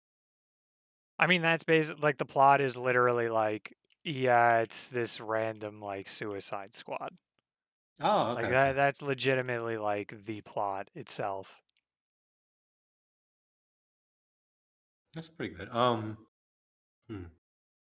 I forget if there's another thing I wanted to ask. Did you have something? But it was yeah. I mean, the show is basically just like style over substance, right? Yeah, I mean, Like, it is like its audio visuals are great, and it's just like got a lot of cool transitions and stuff too. A lot of neat, a lot of like neat character intros for them as well, which was very cool. I'm actually really glad Hard to that describe. I would just say watch it. there are like scene transitions where like layers of the scene snap in, like bit by bit, which is cool. I'm actually But really glad that this is much more episodic than like the usual Japanese cyberpunk anime. Like, oh man, there's a fucking crime syndicate who has the keys to the hypernuclear silo, and then blah blah Yeah, blah. and then it starts doing like corporate espionage, and then the Right, exactly. corporations are corrupting the government, and then the But then government. the main character meets up with the cyber girl who has all these, Yeah, she's the key to Yeah, unlocking exactly. everything. Shut the fuck up, dude. Just show me cool cyberpunk shit. yeah, it's like like why are they like it is nice in a lot of situations where it's like they don't have to get into like, oh yeah, the Kyoto police are like fucking, just like weird, like fucked up police, Right. like corrupt and shit. And it's like, well, no, what they do is they show you giant golden statues and like a fucking like wrestling rink, like execution arena where they're putting on like a show to execute Cutthroat. It's like, yeah, that's really all the description that I need. Yeah, pretty much. And Yeah, just, I mean, from the cool sounds of this, heists. it sounds like a more like action packed, like like a Nihei series, like Blame, where it's like you have this very basic premise, right? Like in Blame, where it's just like Killy's looking for what is it, the net terminal gene. That's it. That's the synopsis. And then it's just like go through this crazy shit Right, exactly. and see what Everything happens. except for that. Yeah, exactly. Yeah. It's just like a line, and it's like this is your line, follow it. And it's Right. like, you don't need That any is more. fun. I mean, this seems fun as shit, Yeah, honestly. I mean, I feel like more anime needs to do stuff like this, right? Where it's Well, just like, it's more like less anime should be doing just like the same fucking stupid go nowhere cyberpunk. Oh man, there's a secret fucking Amazon CEO boss man waiting, blah blah blah. yeah, Right? like just just make characters that are on, like, the street level, Mhm. and they do street level shit, right? And then, the scenarios they get in because of that are like, that's the substance, right? That's Right. really all you need. Okay. Okay. So, any last words, Dark? Um, I would say Wow, definitely that was give a this. threatening way to put it. I'd say give this a watch. It's like, it's not complicated. It doesn't need to be. I'm glad it's not. Mhm. Um, wow, cool. Just another meta commentary here. Rolled another 35 on a mount. That's fun. Um, yeah, it's cool. I don't know. It's pretty impressive, especially the fights so far. Like I mean, I've only seen two. Like, well, pretty much like most of episode one is just like fight, fight, fight. Episode two has like some exposition, and then the other half is like fights between like the two executioners show up to try and like take them out. And there's not, yeah, I would just say like it's pretty busy, but it doesn't like it explains what it needs to, and it doesn't explain what it doesn't need to, which is quite nice.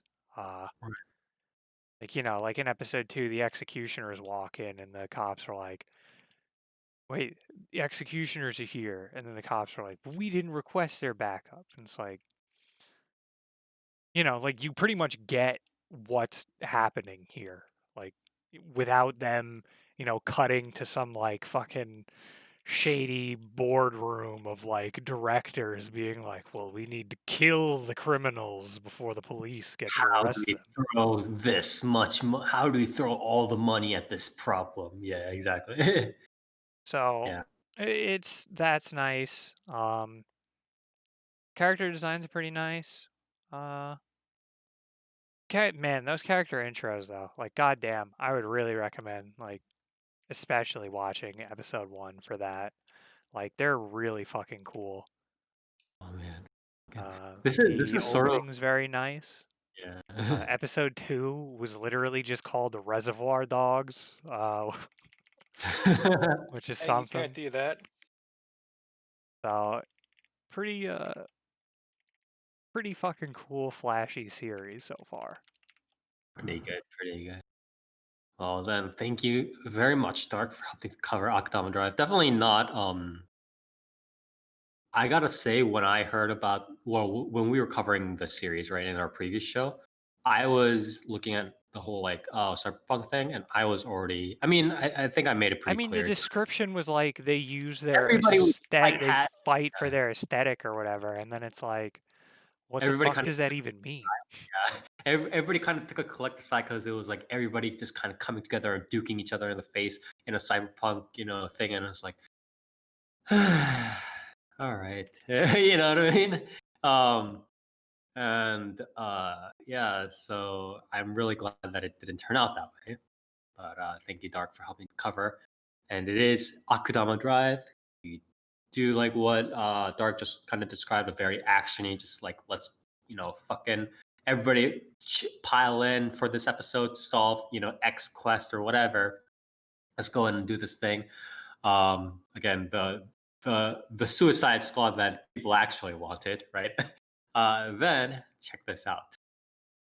And with that, we are on to the news. So, a couple of pieces of news today. Again, obviously, because of the current context is relatively slow. There's a couple of pieces. There's actually a couple of anime announcements that I want to kind of point out because they're not because like they're super famous or whatever, but because they're really funny or they're really funny or like really kind of like weird. But there's one where it's like this one where I thought it was really meta, where it's like Katakawa began streaming a teaser video for a new project titled "This Is It, 制作進行東雲二郎," or "This Is It, Production Assistant Jiro Shinonome" on Thursday. The video featured the voice of the voice of Hatanaka Tasuku as protagonist Jiro Shinonome, a jobless guy who will soon work on his older brother's anime production as a production assistant, and Kanemoto Hisako as Jiro's friend Amamitsuki Inori, an anime fan who encourages Jiro. So this is literally an anime series about a guy who works in a lower end anime studio as a fucking production assistant. That is yeah. We just need to go slightly deeper, I think. Yeah, I just thought that was fucked up. Shirobako, but only the fucked up, depressing parts. Etatama is releasing a new anime, but it's only going to be a one episode short. Pog, dude. And this is one that I kind of want to not have a mini rant about, but just have a complaint about. So there's and I've seen and read a little bit of this before. It is Kurumura Moto's 英雄を極めるため転生する。そして世界最強の皆歴史。Or the Hero King, reincarnated to master martial arts, thus becoming the world's strongest female knight in training. So this is a story about a male, kind of hero king, right? A male hero king dying and isekaiing into a girl, and she becomes the sort of strongest female knight, The obviously. UFC meta commentary. Yeah, exactly. So this has been the sort of premise. Why are you calling it transsexual? Yeah, that's the thing. So it says I don't know whether this is a fucking Anime News Network thing or whether like they're actually calling it across like the English kind of like advertising things. But it says this is a transsexual fantasy. I'm like, that's literally not the point of the series. So why didn't they call Saga Tanya the evil transsexual? Yeah, exactly. That's a good point, Toast. I was just like, it's not the point of like being the girl is like to be like this, like, oh wait, shit, I'm not a dude, I'm like girl, whatever. It's not a transsexual fantasy. What the fuck is this Like, shit? if you want a The real transsexual transsexual, fantasy of like, like the actual legitimate like moral dilemma that we're facing. Yeah, exactly. It's like, it's like, should I be a girl or Transsexual I mean, fantasy of the like I got these. biological male if you just want, if you wailing really on want to women. use the word transsexual, I guess you could apply it to Ranma. I guess, since Sure. Yeah. Yeah. that he's the real trans here, Yeah, because it's actually like, like there's an actual decision to make. But like this guy, or I twin don't know. twin tail. Yeah, how I about feel that? like if Anime News Network was calling this like a trans fantasy, they wouldn't use the word transsexual because that's technically an outdated term. Like most people don't like that term anymore, yeah, yeah, yeah. right? Like it's transgender now. Yeah. That would work. So I feel like this must be some weird fucked up localization thing. Yeah, I think it's some really Oh weird. no.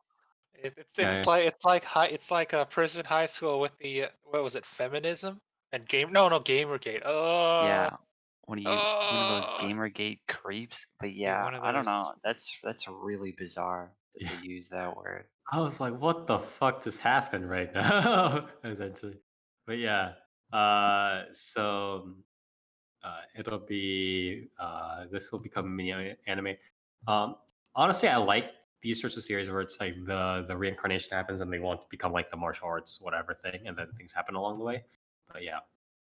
Anyways, Despite it being all transsexual, this one's decent. this one's pretty decent. Yeah. Next piece of news. Manga creator Shike announced on their Twitter account on October 16 that they have canceled the second chapter of their Pink Heart Jam Boys Love manga, the manga appearing with unofficial English translations on various websites.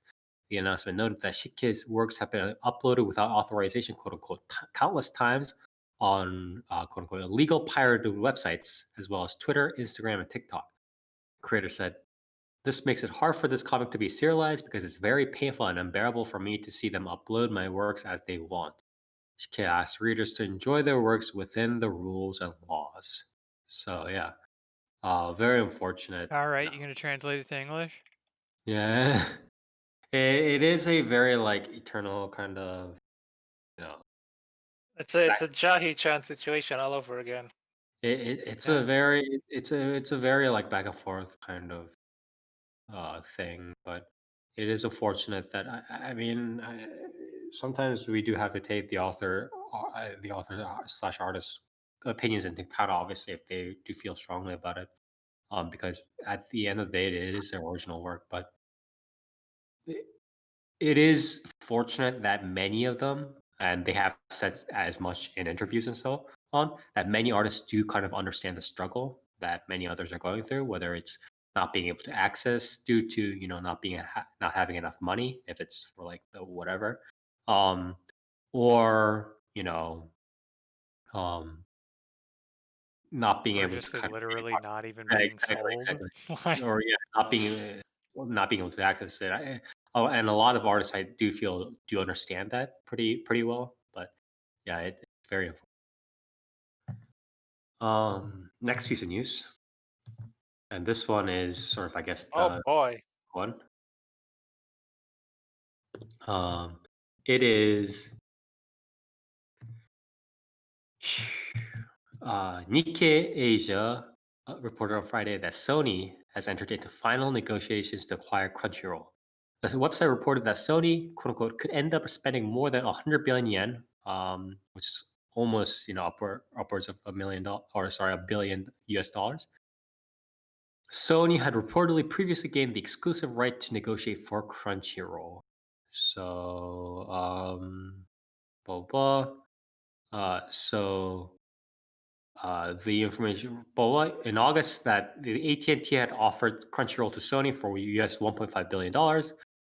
The information stated that then Sony reportedly quote unquote balked at the price, which effectively values the streaming service at around $500 per subscriber. Blah blah. A few days later, AT&T has set an asking price of at least $1 billion US for its sale of Crunchyroll. But yeah, Crunchyroll revealed in July that it has 3 million subscribers and 70 million registered users. Blah blah.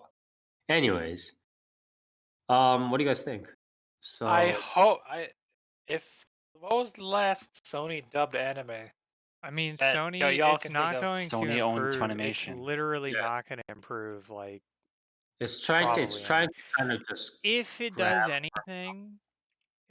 anything, we might not see actual just meme subs, because I can't remember a time when Funimation just straight up had meme subs. So maybe that'll do something, but I also I mean, the doubt subs it. question is irrelevant. The problem is that if Sony acquires Crunchyroll, they literally have a complete monopoly of Yeah, the US anime industry because Sony owns Funimation and they own Aniplex. the thing is, like Crunchyroll, I don't think would change much, but the issue now then Maybe becomes they'll pay them more. if Doubt it. if we were like, oh, we don't like XYZ about Crunchyroll, right? And then we asked, you know, when I say we, I guess the community, right? Ask Crunchyroll to change something, they will. I feel like they would care less, right? Because now Sony like literally could not care right after the Crunchyroll deal because they pretty much have everything, right?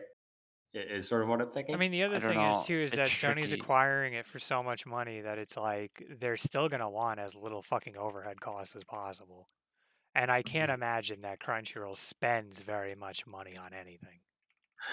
I mean, the way Sony operates is it's in like clusters, right? So, like I said, Sony owns Aniplex and they own Funimation, right?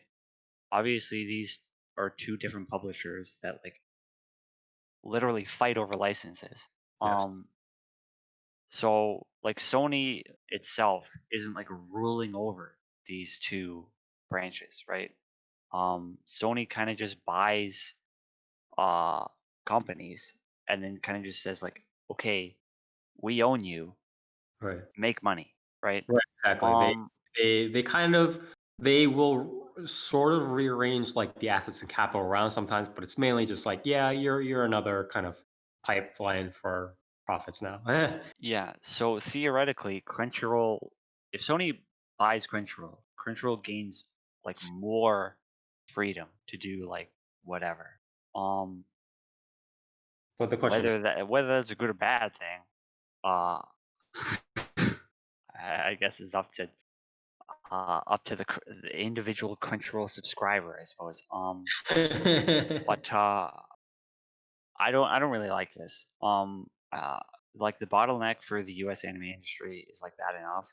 I really don't think like giving Crunchyroll like autonomy, um, to just be like, yeah, like do whatever.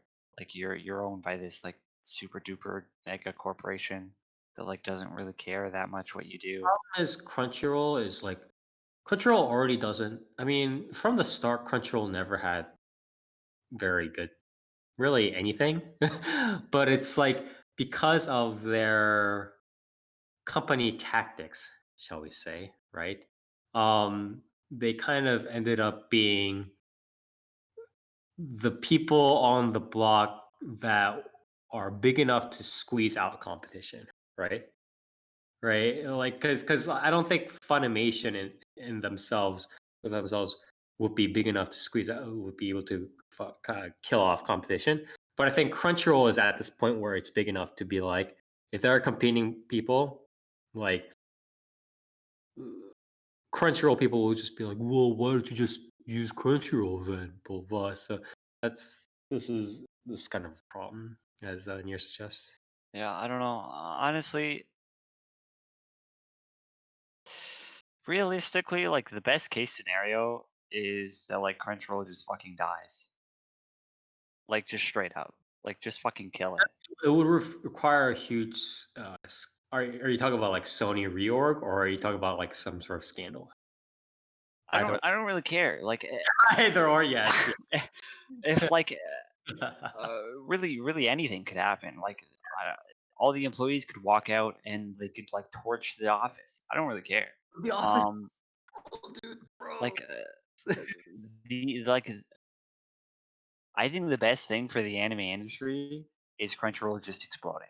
Like, or Western anime. yeah, the vacancy that will be created by like the lack of Crunchyroll will be so much healthier for like the like just competition, I guess, to like other companies to come up, or Funimation to expand or whatever. Like, just do something. Like, Crunchyroll is just so fucking bad, dude. Yeah, it's just very. I will never forgive Sony for what they did to the Kenshin dub. I think it's Yeah. just. I mean, it's Still just. on Hulu if you want to check it out. Oh, it's bad. It's I, bad. I just yeah. I mean, I agree with you that it's just so unhealthy right now. Where it's like they're not even setting they're setting like the worst of examples, and on top of that, it's just really they're not really doing anything to help the Western anime community. They're not doing anything to help the Japanese anime industry. It's just great. Yeah. Anyways, couple people news. Neither of them terribly great. First, NHK reported on Monday that guitarist, composer, and Akai Koen band leader Tsuno Maesa has passed away at the age of 29. NHK stated police are investigating the incident as a possible suicide. Tsuno was found in her home in Tokyo's Sukidami ward at 9 p.m. on Sunday. Please wish her family and friends condolences. Tokyo police reported on Thursday that actor Ito Kentaro, age 23, was arrested on suspicion of colliding with a motorcycle while driving a car and then fleeing the scene on Wednesday.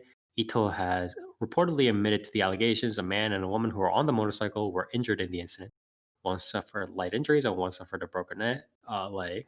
But yeah, so don't fucking do hit and runs, kids. That's all for People News, pretty short. And we are now on to the shoutouts and callouts. Everybody here gets one shout out, and we'll call it each shout out is something that you want to praise to the heavens, talk well about. Could be any one person, place, or thing. And call out is one thing that you want to rage about, complain, sulk over. And again, it can be any one person, place, or thing. I guess I'll go. My fucking call out is pretty much to real life stuff where it's like fucking half this week has been rain, and it's been like the worst fucking like well like it's not even hard rain, it's like just rain like drizzling for 24 hours, and it's like, oh God, this is the worst. And just in general, just time schedule's not working out properly and so on. So real life in general. My shout out. What is my shout out here? Uh, my shout out. I can't actually think of a proper shout out right now, actually. Yeah, But everything sucks. I know the feeling. oh, no. Okay, actually my shout out is to this anime season because obviously there are not some of the series are not like great. Like obviously um I saw Lily Bouquet as we talked about just now. But I think overall this season has just given us so much to actually talk about. Whereas a lot of season prior, again, they had like the premise season that was just like, oh yeah, 2 episodes in, it just fell apart and it was just nothing. And that was really depressing. So I'm really glad that we have a season like this where we actually, the stuff that we watch keep on going properly and give us something to talk about and either are properly bad or are pretty fucking good. So yeah. Shout outs to this season. Near. What about you? Shout outs and calls, please. um, I don't fucking know, dude. Um, yeah, I'm not too sure. I mean, everything sucks. But I don't know. Standard, yes. Yeah, I'm drawing a blank here, man. All right, you want me to pass you for now? Yeah, yeah. Ghost, shout out, call it, please. What? Me? Hello? Is this on? Yes. Okay. My shout out, I guess. Oh, hey, the Secret Neighbor collab's on. Let me shout out that. Hololive, yeah, Hololive's pretty cool. Although that Toko Machi collab is pretty good too. I'm going to shout out German 985. That guy is pretty cool. Okay. Yeah. Your call out. Why don't you watch German 985, Spire? I don't go You know on. Period. he's top 10,000 content makers on Twitch. Top 10,000. Anyways, I think he's a little bit higher than that. again, what's your call out, Ghost? I don't like 2020 at all. It keeps getting worse. Who are you gonna take from now? Damn it! I don't like 2020. It gets worse. Yeah, just 2020 in general. It's not good. It's gonna get worse way before it gets better. Okay. Dark. Shout out, call it, please. Give a shout out to FF14. It's fun. Game's fun. I started tanking. That's fun. I take it into my own hands at this point. 'Cause people are dumb. Probably like the group I'm in now. That's probably gonna yell at me for going tank instead of DPS. Even though this boss I've already run with 8 people as tank. And your call out? Yeah. My call out's gonna be to my call out's gonna be to I'm not gonna make it anyone specific. My call out's gonna be to I guess just the people who are like, yeah, the cyberpunk like crunch and delays. It's no big deal. Don't get upset about it. It's like, well, people who are like and I guess also like sort of like some of the media and people reporting on like literally just the insignificant parts of it where like a CDPR dev gets like a single death threat from an egg on Twitter, and then like all these YouTubers who just fucking will blow CDPR to no end, and be like, "This is not okay," and it's like, well, I'm pretty sure the bigger story here is that some devs are working 100-hour work weeks, and I don't know about you, but if I had to work a 100-hour work week and then someone on Twitter tweeted at me, "I'm going to kill you," I would be legitimately too tired to even fucking care whatsoever. Evidently, a lot of people haven't worked overtime. they don't know what happens when you reach over 40 hours in a work week, let alone when you start hitting 60, 70, 80 hours. And yeah, I was right. And I will probably continue to be right. And I don't look forward to, but fully expect another mass exodus of devs from CDPR the moment Cyberpunk releases. So, you know, Fucking. The thing is, this is a long time coming for that series, or not? Sorry, I didn't mean series, but that project. But yeah, I it's mean, very well, I mean, important, it's pathetic right? because it's like it happened with Witcher 3, and then they were like, yeah, we got to get our shit together, guys. And Yeah, then it's like, bro, you've been going through a fucking pandemic for like 9 months, and management still can't account for that for a release date. Like, right, and I don't know. I just think it's very silly. Especially when apparently now it's like the reason is because of like current gen not being up to snuff. And it's like that shit was being worked on before next gen. Like, I don't know, man. Especially, I don't know. It just seems fucking stupid to me. And also just like defending that in the way that people are just like fully defending is absurd, in my opinion. right, right. But, um, when just a shitload of devs leave CDPR and everyone's just sitting there scratching their fucking head and being like, well, I'm having fun with the video game. I'll be like, okay. Okay. I'll just be right again. That's fine. Had someone call Jason Schreier a random guy on Twitter. That was a very fun interaction with someone. Random guys on Twitter who just so happen to have 240,000 fucking followers, but you know, Very unfortunate. yeah, I mean it sucks.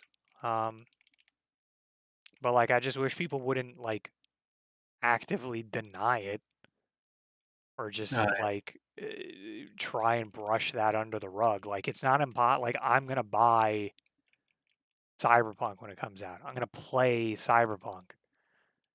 It's not impossible to be like, wow, management at CDPR really sucks ass. Yeah, And like, this really sucks for the devs. And to be honest, I wish, like, my whole stance is I wish they would have just delayed it to 2021. Like, especially from the beginning. Like, dude, if you're delaying it 3 weeks, that's going to be really bad for the game. yeah, yeah. Again, just very. I don't know. The whole timeline of this has been quite a mess. So, anyways, thank you, Dark, and we go back to Near. Shout out call, please. Yeah. Shoutouts to the Netflix showed a bunch of stuff lately a while ago. They announced a bunch of projects. Um, and one of them was Godzilla Singular Point, which is apparently an anime series. Uh, Fuck. yeah, by Bones and Studio What Orange. fuck? Um, And Studio Orange? yeah. What the fuck? Yeah, so that'll be pretty cool. I'm kind of excited for that. Um, Callouts. I'm gonna call out to whatever happens 3 days from now. Oh yes. Yeah, whatever happens, I'm just calling that out. I'm really upset I have to be sober for this. Yeah. Blows. Yeah. My diet ends on like Thanksgiving. Well, I can't Nice. drink either. Anyways, thank you, Nier, for your shout out and call out. And with that, we are done with the podcast. We have a couple more. We have 2 more episodes to go, right? If I remember correctly, 2 more episodes to. Should be. No, wait. This is everybody's on episode 4 right now, right? So I'm on 5. 4s and 5s. where's that 5? So we should be. Let's see. I think we might have 3 more episodes again, depending on how things get scheduled. I just don't want to be in another situation again where we're at like the very front of a week before like any anime is released. So just want to plan that out a little bit carefully. But yeah, so we'll have 2 or 3 more episodes in front of us. We'll again keep you guys updated, and we'll be trying to cover again. There's still like a lot of fucking other series that we should probably be covering, like maybe Higurashi. We have Talentless Nana. We have a whole bunch of other stuff. So just watch out for that stuff coming through the pipe. But yeah, if you like what we do, check us out here at twitch.tv/4PlayAnimecast. That's with the numeral 4. We stream our live recording of the podcast every other Saturday, starting from 10 p.m. Eastern Standard Time. We keep our recording of the podcast over here at, in our Twitch VODs, as well as on YouTube at 4PlayerAnimecast. So take whichever format you desire. You can keep updated on our social media on Facebook and on Twitter for Twitter handle 4PPAnimeCast, again, all with the numeral 4, where we keep you guys updated on what we're streaming, what we're doing, so on and so forth. And yeah, we'll see you next time.